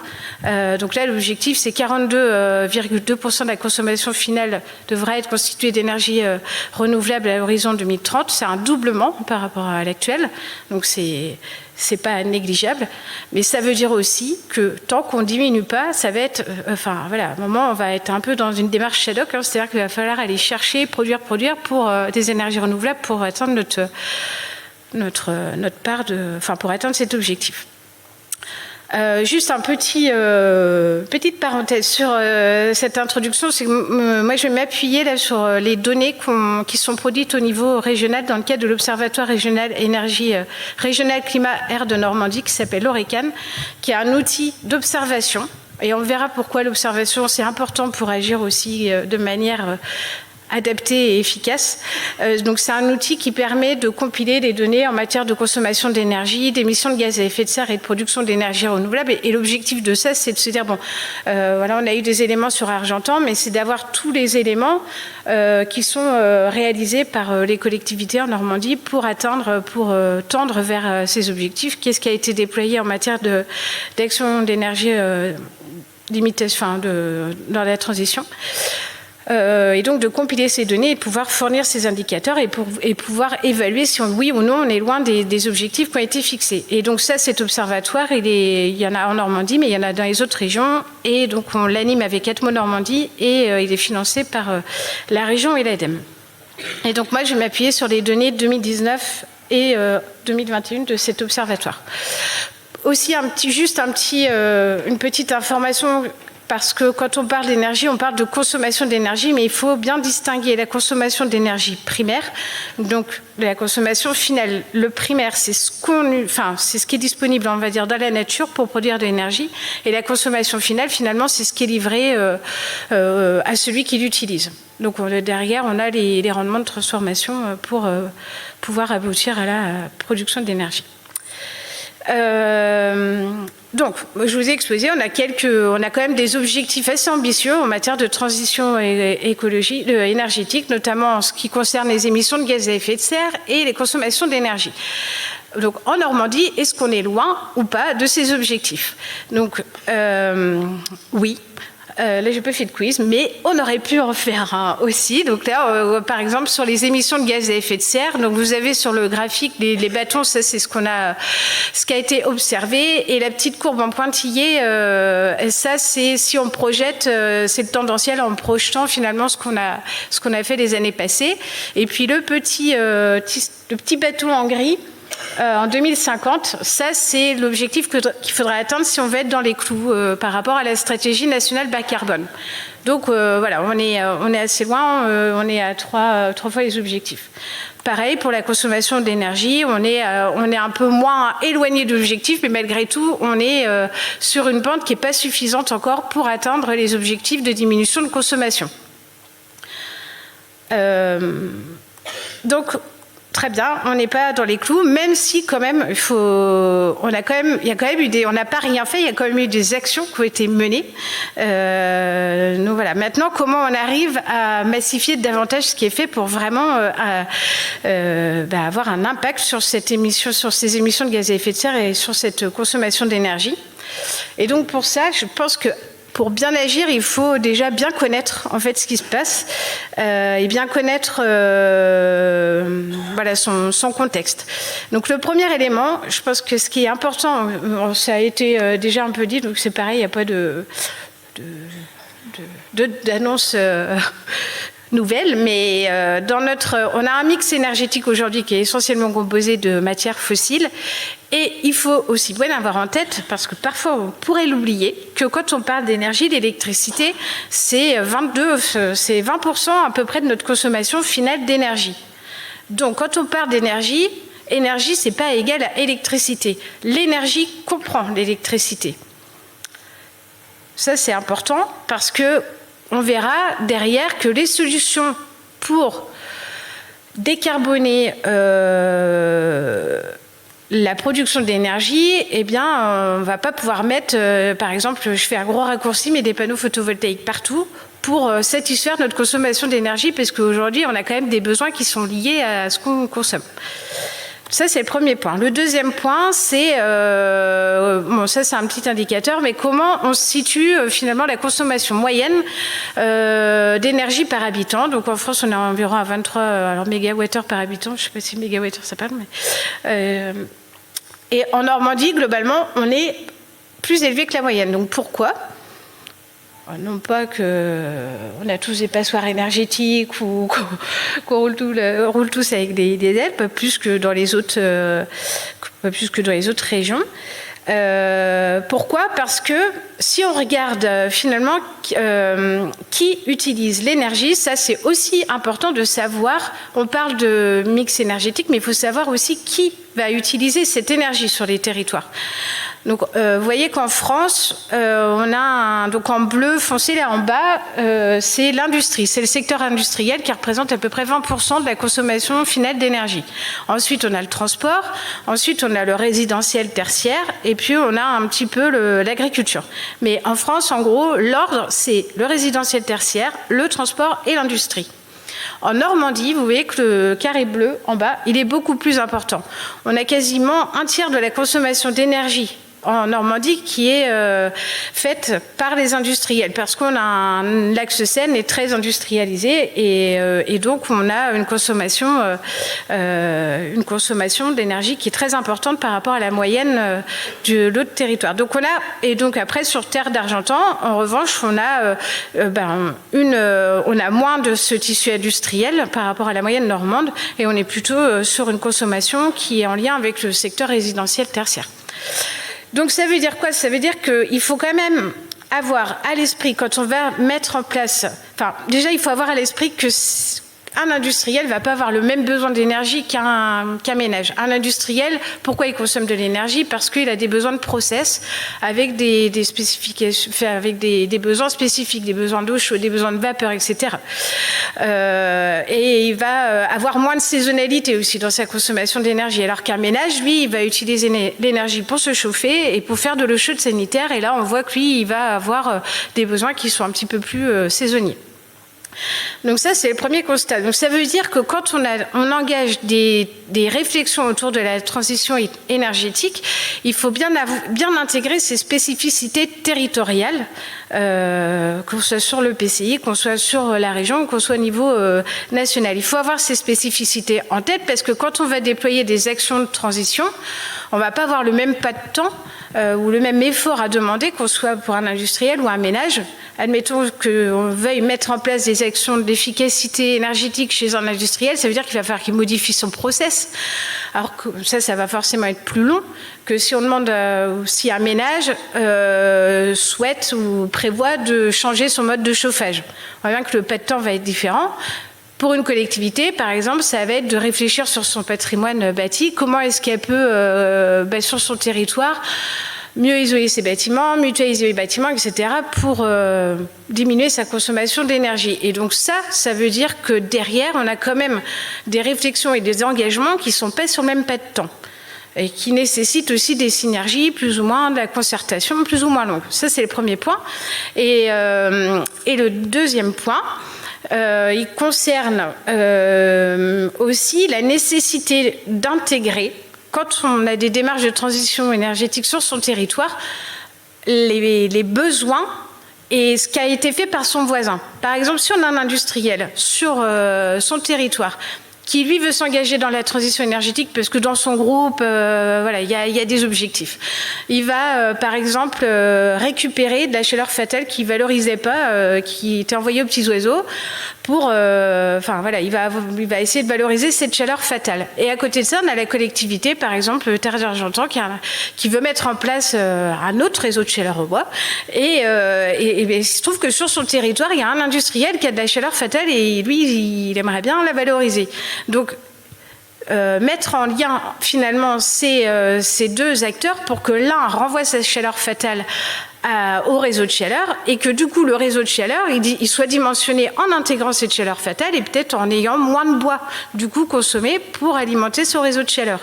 Donc ça, ces synergies, elles sont importantes, mais je crois que ça se fait pas comme ça en claquant dans les doigts de la main, parce que ça veut dire que les services, les acteurs, tout ça, ça veut dire que derrière il y a une organisation, il y a une coopération qui se fait. Et ça, c'est aussi une clé importante. C'est pas que du technique finalement quand on parle de transition énergétique. Ça, je vais passer parce que en fait, j'ai un peu parlé. Donc, on a fait le constat. Maintenant, donc, quel axe on va choisir pour mener ces actions de transition énergétique? Maintenant qu'on a vu qu'il y avait des spécificités territoriales, qu'il y avait du mix énergétique. Le premier point, avant tout, alors, qu'on a souvent tendance à mettre de côté, c'est que d'abord, avant d'engager des actions pour produire de l'énergie, il faut d'abord re-questionner son besoin et l'ajuster. Un exemple, donc là j'ai fait un peu ma faillotte puisque j'ai pris des éléments de Terre d'Argentan, mais c'est par exemple sur une collectivité qui a de l'éclairage public, c'est re-questionner le besoin de l'éclairage public. Est-ce qu'on a besoin d'éclairer toute la nuit, toutes les rues? Pas forcément. Donc du coup, on va... est-ce qu'on a besoin d'éclairer tout le temps? Donc il y a des programmes d'extinction de l'éclairage public pour limiter sa consommation d'énergie. Donc là, quand on dit ajuster ses besoins, ça veut dire qu'on ne consomme pas. Donc ça, c'est la sobriété. Pour un ménage, par exemple, ça va être de baisser sa température de consigne de chauffage de 19 degrés. Donc ça, vous l'avez entendu et vous allez encore le réentendre, je pense, cet hiver. Et cette sobriété, c'est des gestes, c'est du comportement, mais il y a aussi de la sobriété dimensionnelle, c'est-à-dire est-ce que j'ai besoin d'avoir des équipements surdimensionnés par rapport à mon besoin? Est-ce que j'ai besoin de chauffer toutes les pièces de maison? Est-ce que j'ai besoin d'avoir un frigo pour 5 personnes alors qu'on est 2, etc. Donc ça, c'est vraiment re-questionner son besoin. Le deuxième point, c'est qu'une fois qu'on a re-questionné son besoin, là, on va essayer de mettre en place des actions pour utiliser moins d'énergie pour satisfaire ce besoin. Et ça, c'est l'efficacité énergétique. L'efficacité énergétique, donc c'est par exemple, avec les économies que j'ai faites en arrêtant d'éclairer sur une certaine période, je vais pouvoir utiliser cet argent pour déployer des LED pour l'éclairage public, parce que c'est un système qui est plus efficace. Je vais aussi pour un ménage, ça va être par exemple d'isoler son bâti, enfin pour un ménage ou pour un bâtiment public, peu importe, pour mettre en place par exemple un système de chauffage performant. Donc là, n'hésitez pas à vous rapprocher pour tous ces travaux de réflexion autour de la rénovation énergétique, vous rapprocher du service public de la rénovation énergétique qui existe encore et donc pour avoir des conseils neutres et indépendants sur les actions à mener. Je ne sais pas où j'en suis encore, mais je suis Il vous reste 5 minutes. 5 minutes, ok. Et ensuite, on peut engager, une fois qu'on a fait de la sobriété, une fois qu'on a fait de l'efficacité, là, on peut commencer à se dire, qu'est-ce que je peux produire? Est-ce que mon territoire peut produire de l'énergie? Qu'est-ce que je peux produire? Donc là, c'est pareil, je ne vais pas épiloguer, mais on a... En matière de production d'énergie renouvelable, on a un mix énergétique. En Normandie, ça c'est les données normandes. Vous voyez que la progression, enfin le bois, le gros paquet, ça c'est le chauffage au bois et notamment le bois domestique, qui est un très gros poste de production d'énergie renouvelable. Vous voyez que ce développement, il est quand même... alors pour le bois, il y a toujours eu du bois domestique, il y a toujours eu des consommations. Par contre, vous voyez que sur les autres filières, quand même, il y a une accélération du développement. Par contre, on est toujours loin des objectifs. Alors pour Argentan, moi j'ai les données de 2019 par rapport à ce qui a été présenté avant. D'où l'écart. Mais on est quand même loin des objectifs. Pourquoi? Parce qu'on est de la part de consommation d'énergie renouvelable dans la consommation, parce qu'on n'a pas baissé notre consommation significativement. Le deuxième élément, c'est on voit aussi au travers de ces deux camemberts là, c'est qu'on a quand même un mix énergétique au niveau des énergies renouvelables. On a le bois, on a l'hydraulique, on a le biogaz, on a l'éolien, la géothermie. Donc on a un mix énergétique, et ce mix énergétique qui retrouve quoi? Ça veut dire qu'on a des énergies renouvelables qui peuvent produire de l'électricité, qui peuvent produire de la chaleur. Ça c'est bien parce qu'on a justement besoin d'avoir ces deux éléments pour satisfaire nos besoins. Donc ça, c'est important. Et c'est là où on fait lien entre le territoire, ses besoins et ce qu'on produit. Le deuxième point, c'est qu'on a des énergies qui ne fonctionnent pas pareil, qui n'ont pas du tout les mêmes caractéristiques. Une éolienne va avoir une production d'énergie intermittente. Alors que, par exemple, le biogaz, lui, la méthanisation, il faut qu'elle soit alimentée tous les jours et elle produit du biogaz tous les jours. Donc on va avoir une production constante. On va voir aussi qu'en termes de portage de projet, c'est pas la même chose. Qu'en termes d'impact sur l'environnement, c'est pas tout à fait la même chose entre l'implantation. Une éolienne va pas avoir le même impact visuel, par exemple, qu'une installation de méthanisation ou qu'une chaufferie bois. On est sur des rapports au paysage un peu différents, et ça, c'est en lien avec l'acceptabilité. Donc voilà. Et c'est aussi des filières où on ne va pas avoir non plus le même niveau d'investissement selon les filières, et on n'a pas le même cadre réglementaire. Tout à l'heure, vous avez montré le coût de rachat pour l'énergie renouvelable. On voit bien qu'on n'est pas sur les mêmes non plus éléments. Donc la mixité énergie renouvelable, elle recouvre tout ça. Par contre, tous les territoires n'ont pas forcément le même potentiel à produire cette énergie, des énergies renouvelables. Là, j'ai pris le cas de la méthanisation pour montrer que, par exemple, la méthanisation, aujourd'hui, elle fonctionne essentiellement à partir des matières agricoles et des effluents d'élevage. Donc, son développement, il est très lié à là où on trouve du cheptel, des exploitations d'élevage. Vous voyez que l'élevage, il est plutôt concentré dans la Manche et dans l'Orne. Et par contre, les besoins en énergie, ils sont pour le coup très concentrés le long de l'ex-Seine au niveau des industriels.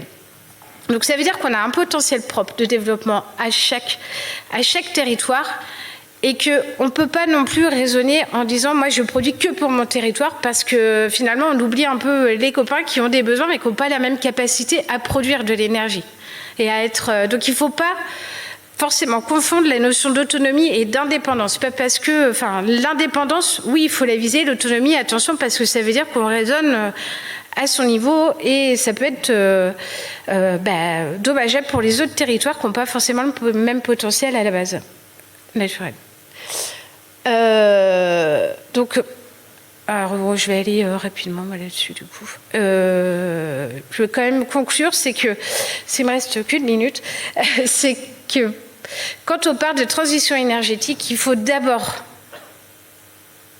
la réfléchir avant l'adaptation. C'est-à-dire qu'avant l'adaptation, parce que là on nous parle d'adaptation, c'est bon, on a fait comme s'il y avait une croix sur les solutions d'avant. Donc avant l'adaptation au changement climatique, avant l'efficacité énergétique, avant la décarbonation, d'abord on re-questionne son besoin. Et ça veut dire aussi qu'il faut re-questionner son modèle de vie un peu. Mais en même temps, re-questionner son besoin, c'est pas forcément non plus revenir à la bougie. Et l'innovation aussi, elle est indispensable si on veut faire la transition. Par contre, l'innovation, elle est pareil, c'est pas uniquement technologique. Là, en plus, les énergies renouvelables, elles offrent quand même cette transition énergétique, écologique, elle va fonctionner si on arrive à mettre en place des innovations organisationnelles. Donc là, je refais ma faillotte. Quand sur le territoire d'Argentan, il y a eu un service dédié d'urgence climatique qui a été mis en place pour justement avoir cette transversalité d'action entre les différents services pour créer ce dialogue. Tout à l'heure, je vous disais l'industriel qui doit être en lien avec le réseau de chaleur. Ça peut faire partie. Il faut aussi de l'innovation sociale. Quel modèle de portage de projet on met en place? Quelle est la place aussi du citoyen dans ces modèles? Comment on arrive à se réapproprier ces modèles? Et puis tout ça, ça peut fonctionner que si on arrive à sortir de nos démarches individuelles et puis à faire de la coopération. C'est-à-dire que il faut qu'il y ait le colibri qui lance son innovation, la fourmi qui fasse son travail de fourmi, qui essaye d'aller voir les différents dispositifs dans lesquels pourrait s'inscrire le colibri pour essayer de développer son projet. Et puis il y a l'éléphant qui est là pour pouvoir fournir des dispositifs qui vont accompagner, des dispositifs qui vont pouvoir fournir des moyens aussi pour lancer ces innovations. Moi, je me garderais bien de dire qui est le colibri, qui est l'éléphant. Mais en tout cas, voilà, il y a toute cette synergie d'acteurs qu'il faut réussir à mettre en place. Et il faut se faire accompagner aussi dans ces démarches-là. Voilà.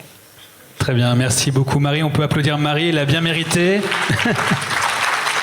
Merci beaucoup Marie, vous pouvez regagner votre fauteuil. Votre intervention était riche, très complète. Elle a suscité des réactions en ligne, si je puis dire, en tout cas sur le téléphone. Je vous rappelle le numéro, le 07 88 44 13 86. N'hésitez pas à interagir avec moi. Le mieux, c'est même d'interagir directement avec les intervenants. Il y a un micro qui circule dans la salle. Donc n'hésitez pas, le moment venu, à vous manifester pour prendre la parole. Donc il y a quelques questions qui sont intervenues. Je les garde pour le temps, dans quelques minutes après la projection d'une nouvelle capsule vidéo, histoire de lancer les discussions que l'on aura avec nos 4 intervenants ce soir. Donc maintenant, nouvelle capsule vidéo, en espérant qu'elle fonctionne cette fois, mais j'imagine que oui. Nous écoutons Eliane Chevalier. Je crois que Eliane est présente dans la salle ce soir. Oui, elle l'est, donc si vous voulez, vous pourrez lui poser des questions aussi directement. Si ça vous intéresse, cette capsule vidéo porte sur les métiers de la transition énergétique. Eliane Chevalier est directrice déléguée de l'Agence territoriale de l'éducation nationale.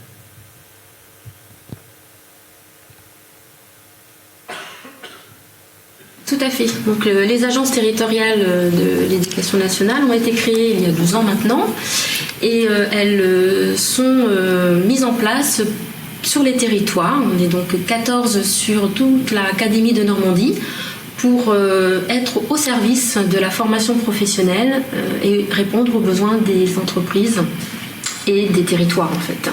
Donc moi je suis basée sur Argentan et Flers, également dans le Calvados, et on est vraiment en proximité avec tous les acteurs locaux, que ce soit les collectivités locales, les entreprises, au service de tous les publics en fait. Donc l'idée étant, c'est de pouvoir avoir de l'information et aussi travailler en proximité avec tous ces acteurs pour des sujets qui traitent tous les métiers d'avenir et notamment donc la transition énergétique. Aujourd'hui, les formations évoluent, les référentiels peuvent être réécrits en ce sens-là pour apporter un module complémentaire, une certification complémentaire pour rajouter effectivement du geste technique, parce qu'aujourd'hui on en est là.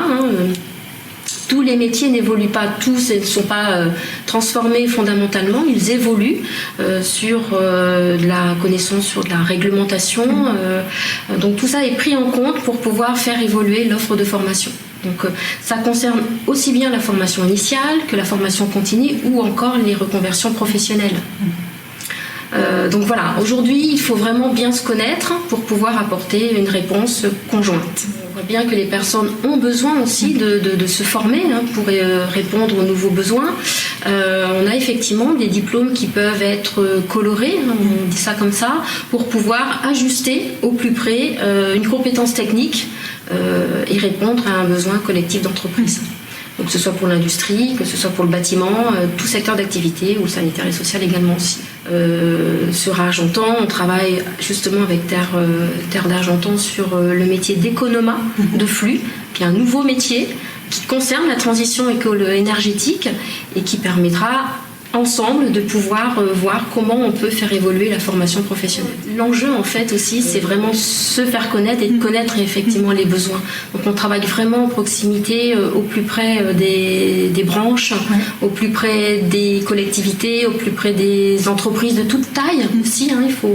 On parle des grandes entreprises et on parle aussi des petites entreprises. Ne les oublions pas, les artisans entre autres, effectivement, pour pouvoir vraiment identifier les besoins, réunir ces besoins-là et proposer une offre de formation localement quand cela est possible. Très bien, place désormais à la table ronde de la soirée. Nos 4 intervenants, donc Frédéric, Simon, Marie et Rémi, sont toujours avec nous. Profitez-en, c'est l'Université populaire des transitions. La parole est désormais à vous. Il y a eu beaucoup de SMS, mais je préférerais peut-être pour cette fois... Voilà, vous donnez la parole directement. Il y a un micro qui circule. Je vois que Juliette est prête. Voilà. Alors, il y a un monsieur en haut, à droite, pour la première question. Bravo, monsieur, parce qu'il faut être absolument courageux pour poser la première question. Alors, j'espère, excusez-moi, mais le micro, au moins, pour que tout le monde puisse bien entendre. Voilà. Merci. Oui, j'ai acheté une maison il y a une quarantaine d'années sur le territoire d'Argentan. Depuis, s'est installé des éoliennes au pied de chez moi et une méthanisation, sans qu'on ait été concerté. Bon, ça ne me pose pas de problème, personnellement, mais pourquoi n'a pas été étudiée la possibilité, pour moi, de me chauffer avec ces énergies renouvelables, puisque je me chauffe au fioul. Et la méthanisation, je vous dis, à 500 mètres de chez moi, et les éoliennes sont à 500 mètres, et les particuliers qui habitent autour de ces énergies renouvelables ne peuvent pas en bénéficier du tout. Très bien, merci beaucoup, monsieur. Qui voudrait d'ores et déjà répondre à cette première question? Marie. Oui. Alors du coup, j'imagine que c'est une installation. L'électricité, pour le coup, elle est mixée dans le réseau, de l'électricité qui est distribuée. Ça, vous pourrez compléter. Ouais. Ce qui signifie, et c'est bien ce que Marie a dit au départ, on ne peut pas produire de chaleur avec de l'électricité. L'éolienne produit de l'électricité, elle ne produit pas de chaleur malheureusement, et donc du coup, elle va répondre maintenant sur l'aspect méthanisation. Ouais. Et après, sur l'installation de méthanisation, on doit faire de la cogénération. Effectivement, il y a de la chaleur produite.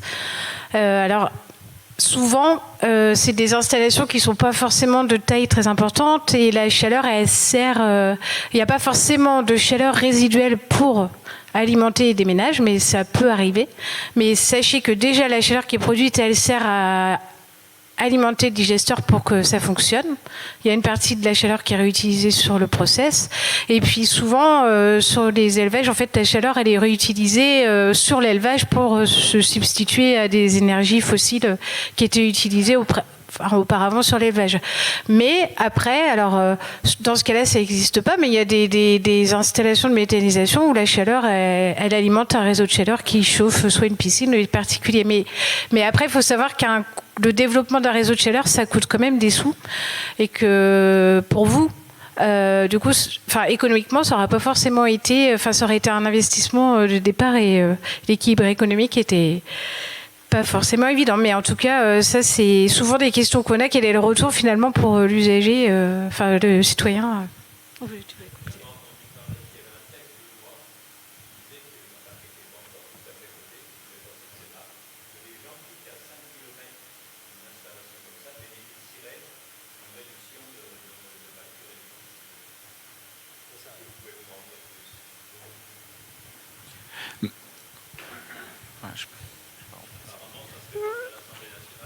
Oui, je crois que Frédéric Leveillé voudrait répondre à cette question. Merci. Oui, pour répondre à la question par rapport à qu'est-ce qu'on fait autour ou d'une méta ou d'une éolienne et quelle est la réalité par rapport à l'histoire. L'histoire faisait qu'en effet, on ne pouvait pas en bénéficier. Désormais, on peut en effet en bénéficier à certaines conditions. Si on prend les éoliennes aujourd'hui, c'est comme le photovoltaïque, on peut travailler, mais c'est techniquement à développer et ça commence à arriver sur ce qu'on appelle de l'autoconsommation collective, qui permet alors de pouvoir produire de l'électricité et d'en faire bénéficier celles et ceux qui sont en proximité ou même parfois plus loin. Il y a d'autres procédés, mais je ne vais pas rentrer dans les détails, qui font qu'on peut produire ici et consommer à Marseille ou à Lille. Hein, les PPA, ça fonctionne et ça marche. Donc ça c'est un outil technique. Sur la méthanisation, aujourd'hui, la molécule telle qu'elle est produite, elle rentre dans les réseaux. Et aujourd'hui, 50% par exemple du réseau argentanais ou du réseau écubéen, puisqu'il faut des réseaux, hein, et ça ne marche pas dans les bonbonnes, hein, ça marche dans les réseaux, sont aujourd'hui avec des molécules de biogaz. Et donc la question et la structuration telle qu'elle existe, y compris par rapport à l'évolution de la loi, et en particulier la nouvelle loi qui va passer sur la production d'énergie, fait qu'il faut développer la stratégie d'autoconsommation. La stratégie d'autoconsommation étant une logique gagnant-gagnant sur un territoire, alors qu'aujourd'hui on est perdant-perdant. Pourquoi perdant-perdant? Parce que le producteur, on lui achète à pas cher, c'est valable en électricité. Je vous signale que ceux qui aujourd'hui vont produire de l'électricité et vont leur vendre à EDF, c'est 9 centimes. Donc c'est pas franchement intéressant, alors que si vous le rentrez en autoconsommation collective, vous allez le vendre à plus de 9 centimes à votre voisin, par exemple, qui lui va l'acheter à moins cher que s'il l'achetait à EDF. Donc c'est du gagnant-gagnant. C'est-à-dire que c'est là où il y a un travail à structurer et à organiser qui est compliqué parce qu'il faut ce qu'on appelle une personne morale organisatrice et il n'y a pas d'échange d'argent. Pour l'électricité, ça marche parce que vous avez des compteurs Linky. Si vous n'avez pas de compteur Linky, ça ne marche pas. Et pour le gaz, alors comment il s'appelle déjà le compteur ? Le Gaspard, voilà, et qui permet là aussi de pouvoir voir les entrées et les sorties. Donc il y a des vraies réalités aujourd'hui d'évolution. Par rapport à il y a 40 ans, c'était pas possible. Par rapport à la situation actuelle, ça évolue et ça évolue plutôt dans le bon sens. Mais là encore, il faut que à la fois les collectivités et les organisations territoriales puissent trouver des opportunités, des solutions. C'est ce que on essaie de faire, puisque on va lancer l'autoconsommation collective sur 2024 avec des entreprises et que l'intercommunalité va être la personne morale organisatrice pour pouvoir aider. On va commencer avec les entreprises. Parce que Marie-Guillet l'a dit tout à l'heure, à juste raison, la consommation et la forte consommation, elle est d'abord dans les industries et dans les entreprises. Et après, l'idée, c'est d'aller beaucoup plus loin, c'est-à-dire sur une structuration avec une communauté énergétique de citoyens, où là, tout le monde pourra globalement en bénéficier. Mais attention, ça prend du temps, c'est compliqué à construire. Pour l'instant, nous, on va allègrement copier ce que fera Malonnet, qui est lancé sur cette logique-là avec du photovoltaïque. Et c'est une vraie stratégie de territoire qu'il faut porter, qui est complexe. Et évidemment, comme elle fait bouger des lignes, ça ne fait pas rire tout le monde. Voilà. Mais ça a un vrai intérêt pour les citoyens, et c'est en tout cas toute la stratégie et la logique qu'on veut porter aujourd'hui sur le territoire par rapport à la production énergétique. Qu'elle soit en gaz ou qu'elle soit en électricité. Sur le réseau de chaleur, Jocelyn, que vous avez vu tout à l'heure, a bien expliqué la logique, c'est-à-dire que le réseau de chaleur, il a déjà bénéficié, il ne l'a pas évoqué, mais quand ça a été sorti en 2008, à l'époque, ça a fait baisser de 17% les factures. Voilà. Et que globalement, ça a maintenu un prix, sauf en 2022, où c'est la part de gaz qui a fait monter le coût du réseau de chaleur. Donc, il y a une vraie stratégie territoriale à porter pour que les citoyens puissent en bénéficier. C'est en tout cas tout ce qu'on essaie de construire, mais c'est complexe, et c'est structurellement difficile à monter. On est en train d'y travailler d'arrache-pied, et surtout, ça se fait pas comme ça en 2 temps 3 mouvements. Et je le disais, comme ça fait bouger des lignes, on n'a pas que des situations faciles, on a aussi des freins. Merci Frédéric, les discussions sont lancées. Est-ce que quelqu'un, oui, monsieur au 2e rang, veut prendre la parole? C'est à vous. Oui, merci. Tout à l'heure, quand vous avez présenté le prix de rachat de différentes sources d'énergie par la CRE, il me semble avoir vu que la méthanisation était beaucoup plus élevée que les autres. Quand on voit tous les tracteurs qu'on voit passer sur les routes, on se demande pourquoi est-ce subventionné, pourquoi est-ce si intéressant? Qui voudrait s'y coller? Il me semble que j'ai vu 120 € du mégawattheure au lieu de 60 pour les autres. Rémi, Marie, comme vous voulez. Personne ne veut répondre. Donc, oui, c'est subventionné. C'est subventionné sur le tarif de rachat. Et c'est subventionné en plus à l'investissement. Et pourquoi? Parce qu'on l'a vu, en fait, la méthanisation, c'est un des moyens qui est assez basique, parce que finalement, c'est juste de méthaniser, de fermenter des matières organiques qui sont présentes naturellement dans l'environnement avec des bactéries qui sont présentes naturellement dans l'environnement pour produire du biogaz. Ce biogaz, soit on l'utilise directement sous forme de gaz, si on l'épure, et donc on peut du coup l'utiliser en substitution au gaz fossile. Vous voyez qu'on est quand même assez dépendant, en tout cas il y a une part importante du gaz qu'on utilise dans notre consommation d'énergie, avec tout l'arrière-plan géopolitique qui a quand même des conséquences pas négligeables. Et on peut aussi produire de l'électricité et de la chaleur avec ce biogaz. Et on peut aussi produire un carburant. Donc, oui, il y a des tracteurs sur la route, mais finalement, les tracteurs qui sont sur la route pour la méthanisation, c'est des tracteurs qui transportent quoi? Ils transportent du fumier ou du...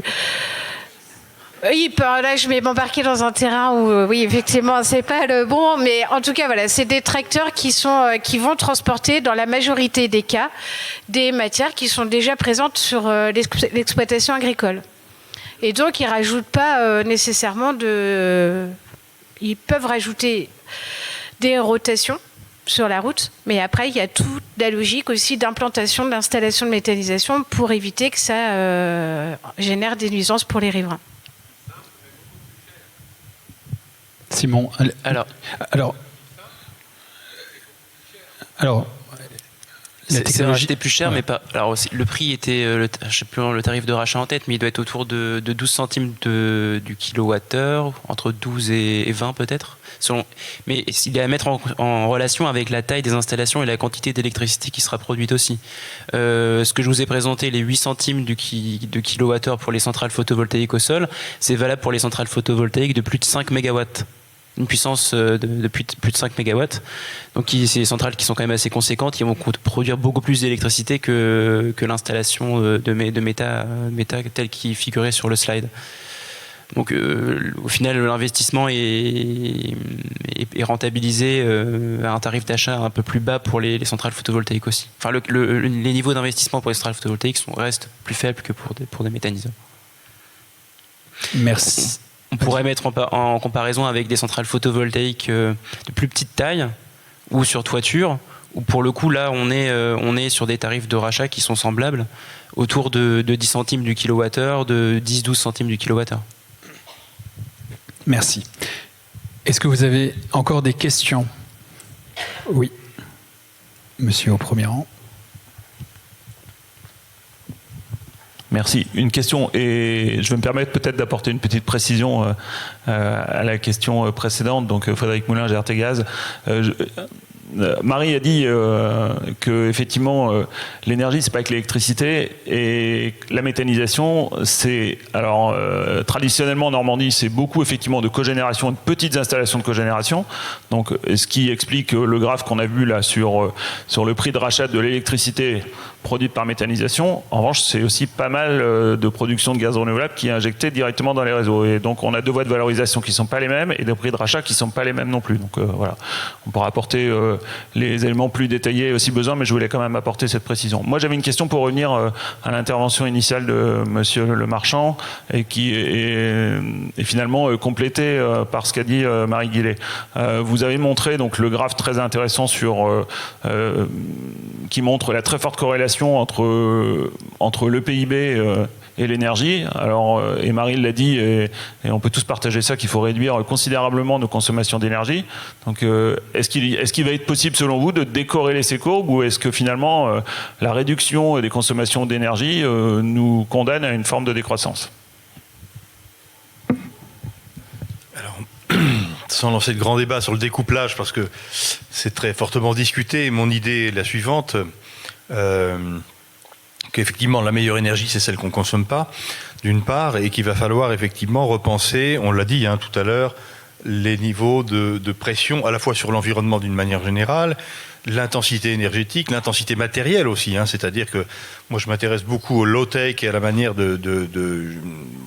d'envisager, de faire baisser la pression d'une manière générale, à la fois sur l'environnement, sur les systèmes, sur les humains également. Et pour revenir à votre question, je pense que l'enjeu ici, c'est la reterritorialisation de l'énergie comme bien commun. Et vous avez parlé, monsieur, aussi de communauté énergétique. Je suis en train de développer des projets d'énergie coopérative à Caen, un observatoire de la sobriété, etc. Moi, je crois que c'est ce que je voulais vous dire tout à l'heure. L'enjeu de décarbonation, il est très important, mais c'est un peu trop tard. On fera ce qu'on pourra, mais on ne va pas éviter le mur climatique. Voilà, c'est ce que nous annonce en plus le GIEC. Je veux dire, c'est étalé par la science et la pluridisciplinarité. En revanche, pour moi, l'enjeu, c'est de retrouver, pour se préparer à des lendemains qui ne vont pas forcément être très drôles, retrouver de la cohésion sociale territoriale. On a un système en silo qui a monadisé, individualisé les individus. C'est vrai que rentrer en transition énergétique, c'est pas forcément drôle. C'est emmerdant, ça coûte cher, c'est un casse-tête. Il est beaucoup plus simple de se connecter à un réseau et de payer sa facture. C'était le modèle des 30 Glorieuses. Il a fonctionné. Voilà, maintenant, pour différentes raisons, il faut en changer. Mais je pense que l'enjeu, il est de considérer, que l'énergie n'est pas qu'un bien économique, mais c'est aussi un bien politique, de nature politique. Moi, j'ai travaillé sur le nucléaire pendant 30 ans. J'en sais quelque chose. Et donc, reterritorialiser l'énergie, c'est penser effectivement le commun. On l'a fait avec l'agriculture, les AMAP par exemple. Vous disiez tout à l'heure, l'innovation, c'est pas que de la technologie, ça peut être de l'innovation sociale ou non technologique. Et moi, je pense, je suis sociologue, je travaille aussi sur cette dimension de recommunalisation de l'énergie. Donc voilà, je pense l'enjeu essentiel est là. Excusez-moi, j'ai perdu le fil de la question initiale. Remettez-moi sur la... Oui, je vous demandais si on va pouvoir en même temps baisser considérablement notre consommation d'énergie et avoir quand même une courbe de croissance. Voilà. Est-ce qu'on peut décorréler les deux courbes, quoi ? Alors, de croissance économique, non. Moi, j'ai acquis la certitude pour travailler avec des gens qui ont introduit la thermodynamique dans l'étude économique et sociale de l'énergie. J'ai acquis la certitude qu'on va être dans une société de décroissance. La question, c'est cette période de sevrage, parce que la décroissance n'est pas un modèle de société. C'est une cure de sevrage qui peut durer un certain temps. Le plus court sera le mieux pour retrouver ensuite... Oui, pardon, un monde désirable, une utopie, peu importe. Alors ça pose la question de quelle forme on veut donner à la société à venir. C'est pour ça que je m'adressais aux plus jeunes générations, parce qu'il y aura encore un peu de chemin à parcourir. Mais la question de la cohésion sociale, du monde désirable, des imaginaires sociaux qui sont derrière les modèles de transition, est absolument fondamentale, parce que sinon, on ne maintiendra pas la paix sociale. Enfin, je veux dire, aujourd'hui, la crise des gilets jaunes, la montée des fondamentalismes, etc., est une réponse aussi à cette crise économique qui est basée, au fond, pour une grande part, sur la déplétion de l'énergie. Voilà l'analyse qu'on peut en faire. Donc maintenant, les enjeux sont à la fois, encore une fois, sociaux, politiques, écologiques, économiques. Il ne faut plus séparer ces dimensions. Et moi, j'ai aussi acquis la certitude que la réponse ne viendra pas des grands systèmes, de l'État, de l'Europe ou des multinationales, pour la raison qu'on ne change pas, enfin les vainqueurs n'ont jamais changé les règles du jeu. La réponse viendra des territoires. Elle viendra des territoires et c'est là-dessus vraiment que je mets l'accent maintenant dans l'enseignement, dans la recherche. J'accompagne une dizaine de thèses, plusieurs programmes de recherche sur la mise en démocratie de l'énergie. Voilà. On a fait des choses intéressantes avec l'agriculture, que j'ai beaucoup suivi à une époque, mais est-ce qu'on peut mettre en démocratie l'énergie ? À quelles conditions ? Et je dirais, il y a deux choses peut-être importantes là-dedans. Il faut sortir du tout technologique, c'est-à-dire penser socio-techniques. Enfin, c'est aussi mon rôle de sociologue de rappeler que les styles de vie, les modes de gouvernance, etc. sont aussi importants que les technos qu'on va utiliser. Et puis aussi de faire attention, bon ça c'était un peu une idée que j'avais en tête ce soir aussi, de dire attention aux vecteurs énergétiques. Les vecteurs sont aussi des manières de dissimuler. Il y a des très beaux livres qui viennent de sortir d'Alain Gras, etc. J'ai travaillé par exemple sur l'hydrogène. L'hydrogène, on m'a confié des grands chantiers. J'ai essayé de mettre l'hydrogène au banc de la société avec le CCSTI, le Dôme. À Caen, on a un très bel équipement de sciences citoyennes, on va dire ça comme ça. On a testé l'hydrogène pendant 4 ans avec des moyens considérables. Et voilà, j'en suis arrivé à la conclusion que c'est un vecteur énergétique qui est finalement peu intéressant pour les collectivités. C'est une réponse en gros à des problèmes posés par les industriels pour les industriels. Voilà.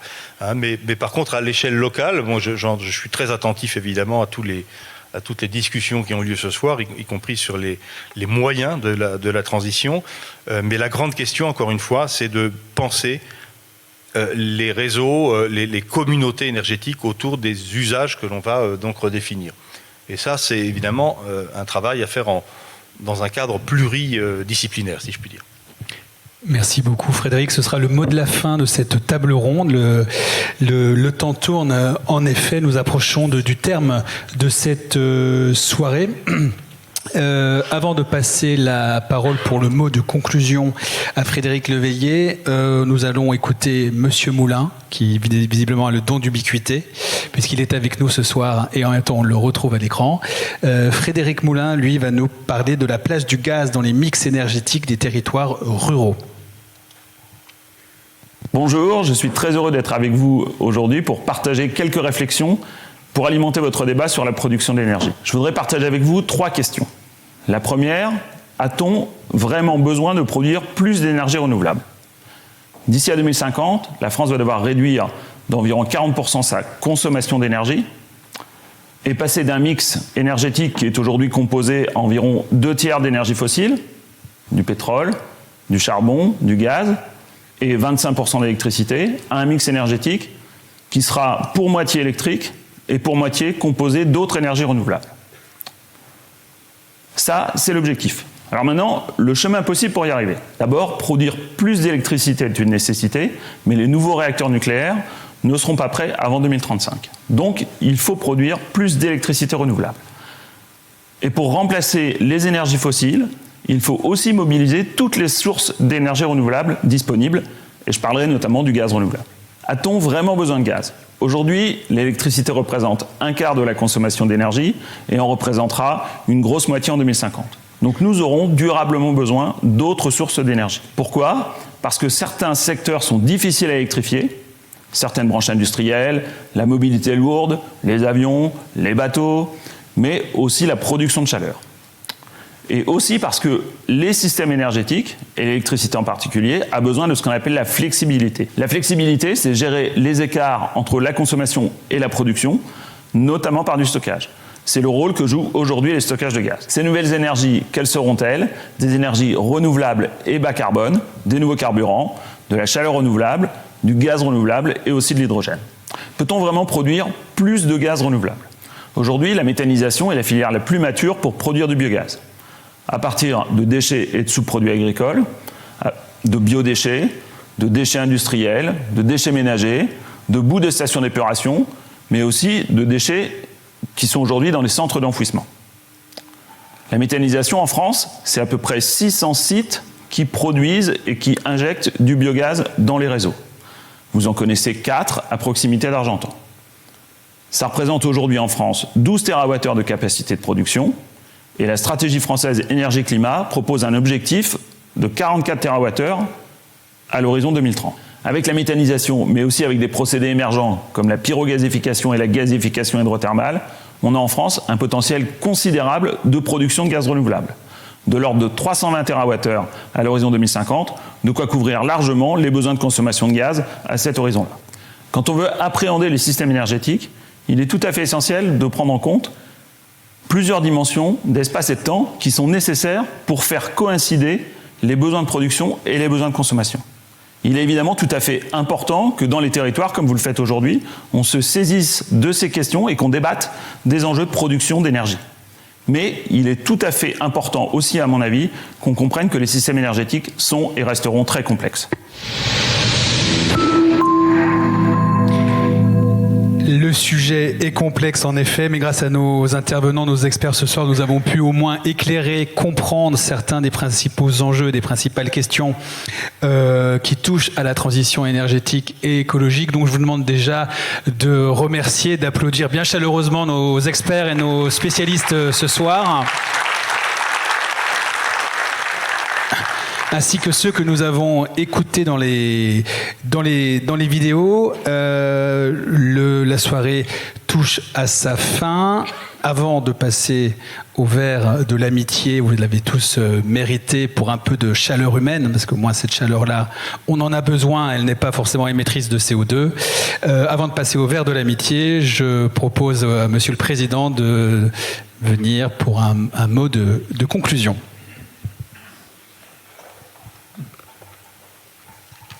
Merci beaucoup. Merci d'abord à vous d'avoir assuré cette animation. Merci aux intervenants. On voit bien que le sujet de la production énergétique est un vrai sujet, qui est un sujet en effet de territoire, mais aussi un sujet à caractère mondial, et que nous avons à nous soucier de nos réalités, bien évidemment et logiquement de ce qui se passe à travers le monde, mais d'abord et avant tout peut-être par rapport à ce que nous pouvons faire de ce que nous vivons sur nos territoires. Moi, je voudrais insister sur 3-4 éléments. Le premier élément, vous l'avez rappelé à plusieurs reprises, et je pense que c'est un des points qu'il faut retenir et qu'il faut partager. Il faut bien faire une distinction entre énergie et électricité. Et l'électricité, c'est dans le mix national français, 27% de la consommation. Ça veut dire qu'il y a 73%, c'est pas de l'électricité. Et donc, il faut vraiment avoir en tête ce fait-là, parce que si on veut vraiment réfléchir aux énergies renouvelables, il faut les regarder dans une globalité et dans un mix énergétique qui est à construire et à structurer. Je ne vais pas revenir sur le mix énergétique de notre territoire, qui est assez large, qui a vocation aussi à s'étoffer avec de la chaleur fatale. Pourquoi pas aussi avec une vraie stratégie d'agrivoltaïque, y compris liée à du développement industriel. Et donc là, il y a des sujets qui sont des sujets d'importance et qui peuvent exister sur notre territoire avec des porteurs de projets. Et puis, il y a des choix locaux à faire. Je les ai évoqués un peu tout à l'heure, c'était pas prévu, mais sur la logique d'autoconsommation collective, en électricité, d'autoconsommation collective en gaz. Il y a une nécessité aujourd'hui, et on le voit bien, dans la réalité justement d'utilisation du gaz, parce que vous venez de voir Frédéric Moulin intervenir sur là aussi le développement du gaz et du biogaz. Il y a des nécessités politiques qui se posent aujourd'hui, y compris au niveau européen, sur d'abord la décorrélation des prix du biogaz, puisque aujourd'hui, je le disais tout à l'heure, on est dans des logiques perdant-perdant. C'est-à-dire qu'on achète peu cher finalement aux producteurs, et nous, consommateurs, on consomme au prix mondial. Donc on y perd, alors que si on rentre dans une logique d'autoconsommation collective et donc de décorrélation des prix, on se retrouve à acheter à moins cher, on achète plus cher aux producteurs, et nous, consommateurs, on achète à moins cher. Et donc c'est un vrai sujet qu'il faut aujourd'hui porter, qui est difficile à structurer parce que les lois sont des lois assez récentes, et donc il faut s'y investir et essayer de les porter. Et puis il faut aussi travailler sur des méthodes et des logiques qu'il faut, là encore, développer au niveau de nos territoires. J'en citerai un, et je fais le lien avec le sujet dernier que nous avions évoqué sur les déchets, puisqu'on va lancer aujourd'hui une étude de gisement pour voir ce que ça peut donner, si on peut y aller, et si c'est réellement un sujet intéressant sur les déchets, mais tous les déchets, pas que les déchets ménagers, mais l'ensemble des déchets, y compris les déchets industriels, les déchets de dasserie, c'est-à-dire les déchets d'hôpitaux, etc., pour voir si on peut travailler sur de la pyrogasification, qui va nous permettre non seulement de pouvoir produire de l'énergie, alors on produit ce qu'on appelle un syngas, qu'il faut ensuite transformer si on veut du biogaz, ou qui peut produire aussi de l'électricité, et qui surtout a des conséquences et des impacts pour nous, pour vous, les citoyens au niveau local. C'est-à-dire que si on y parvient demain, Et quand je dis demain, j'ai pas la date, hein, loin de là, parce que c'est quand même complexe à structurer et que la pyrogasification polyflux, aujourd'hui, ça n'existe pas en France. Hein, on n'est que sur du monoflux pour l'instant, mais ça existe ailleurs, donc il n'y a pas de raison que ça n'existe pas chez nous. Ça veut dire aussi qu'on fera diminuer des coûts, et en particulier pour les ordures ménagères, les coûts de la TGAP, hein, la taxe sur les activités polluantes. Et là, c'est des vrais enjeux, là aussi territoriaux, pour les citoyens. C'est la même chose que pour l'autoconsommation collective, hein, puisque l'enjeu est que ça coûte moins cher pour les citoyens. C'est en tout cas toute la politique qu'on essaie de mener sur le territoire, qui est, je le disais, compliquée et qui s'accompagne d'une stratégie qui est à la fois une double stratégie de sobriété, telle que ça a été évoqué, stratégie d'efficacité, stratégie de retour pour le citoyen, et qui, elle aussi, s'intègre finalement dans une stratégie plus globale où on travaille à la fois sur la sobriété, les énergies renouvelables, l'économie circulaire et la biodiversité, parce que les 4 paramètres sont liés, et que si on veut apporter des modifications territoriales et avoir une vraie logique de stratégie dans le cadre du contrat de relance de transition énergétique par exemple, eh bien il faut se soucier de ces 4 thématiques si on veut pouvoir avancer le plus intelligemment possible pour le territoire et ses habitants, parce que c'est quand même ça notre objectif premier, c'est aussi de pouvoir répondre à des enjeux pour les habitants sur le territoire. Voilà, je vais pas aller plus loin pour ce soir. En tout cas, vous remercier les uns et les autres, vous remercier d'avoir été aussi nombreux. Plus les soirées passent et plus on est nombreux, donc c'est plutôt là aussi intéressant et positif. Et ça va me permettre de vous donner l'occasion de vous donner rendez-vous pour le prochain rendez-vous le 28 mars, où cette fois-ci, nous travaillerons sur la production alimentaire locale, et on voit bien qu'il y a une vraie stratégie essentielle là aussi à mener, et je ne doute pas que vous serez là aussi nombreux, voire davantage. Et puis avant de finir, parce que j'ai oublié, et merci de me l'avoir dit, on a une consultation actuellement qui est menée sur le territoire d'Argentan, qui est aussi menée dans d'autres communes, sur ce qu'on appelle les zones d'accélération des énergies renouvelables. Vous pouvez donner votre avis jusqu'au 7, je crois que c'était le 8 février, mais bon, 7 février, et on passera ça dans le prochain conseil municipal, puisque la loi désormais indique et demande à l'ensemble des communes de développer des zones d'accélération des énergies renouvelables, en les identifiant ces zones et en identifiant aussi les types d'énergie qu'on pourrait y développer. Et donc, si vous voulez y participer, n'hésitez pas à donner votre avis en allant à la fois sur le site de la ville d'Argentan, et puis en pouvant là aussi apporter vos réponses et vos propositions, vos critiques, vos remarques. Ce sera intéressant pour nous, et ça nous permettra de les évoquer de manière très concrète lors du prochain conseil municipal qui aura lieu le 12 février prochain. Nous adopterons ces zones d'accélération des énergies renouvelables. Voilà, merci à toutes et à tous, et bonne soirée, et on peut se retrouver bien sûr pour continuer un peu la discussion autour d'un verre de l'amitié.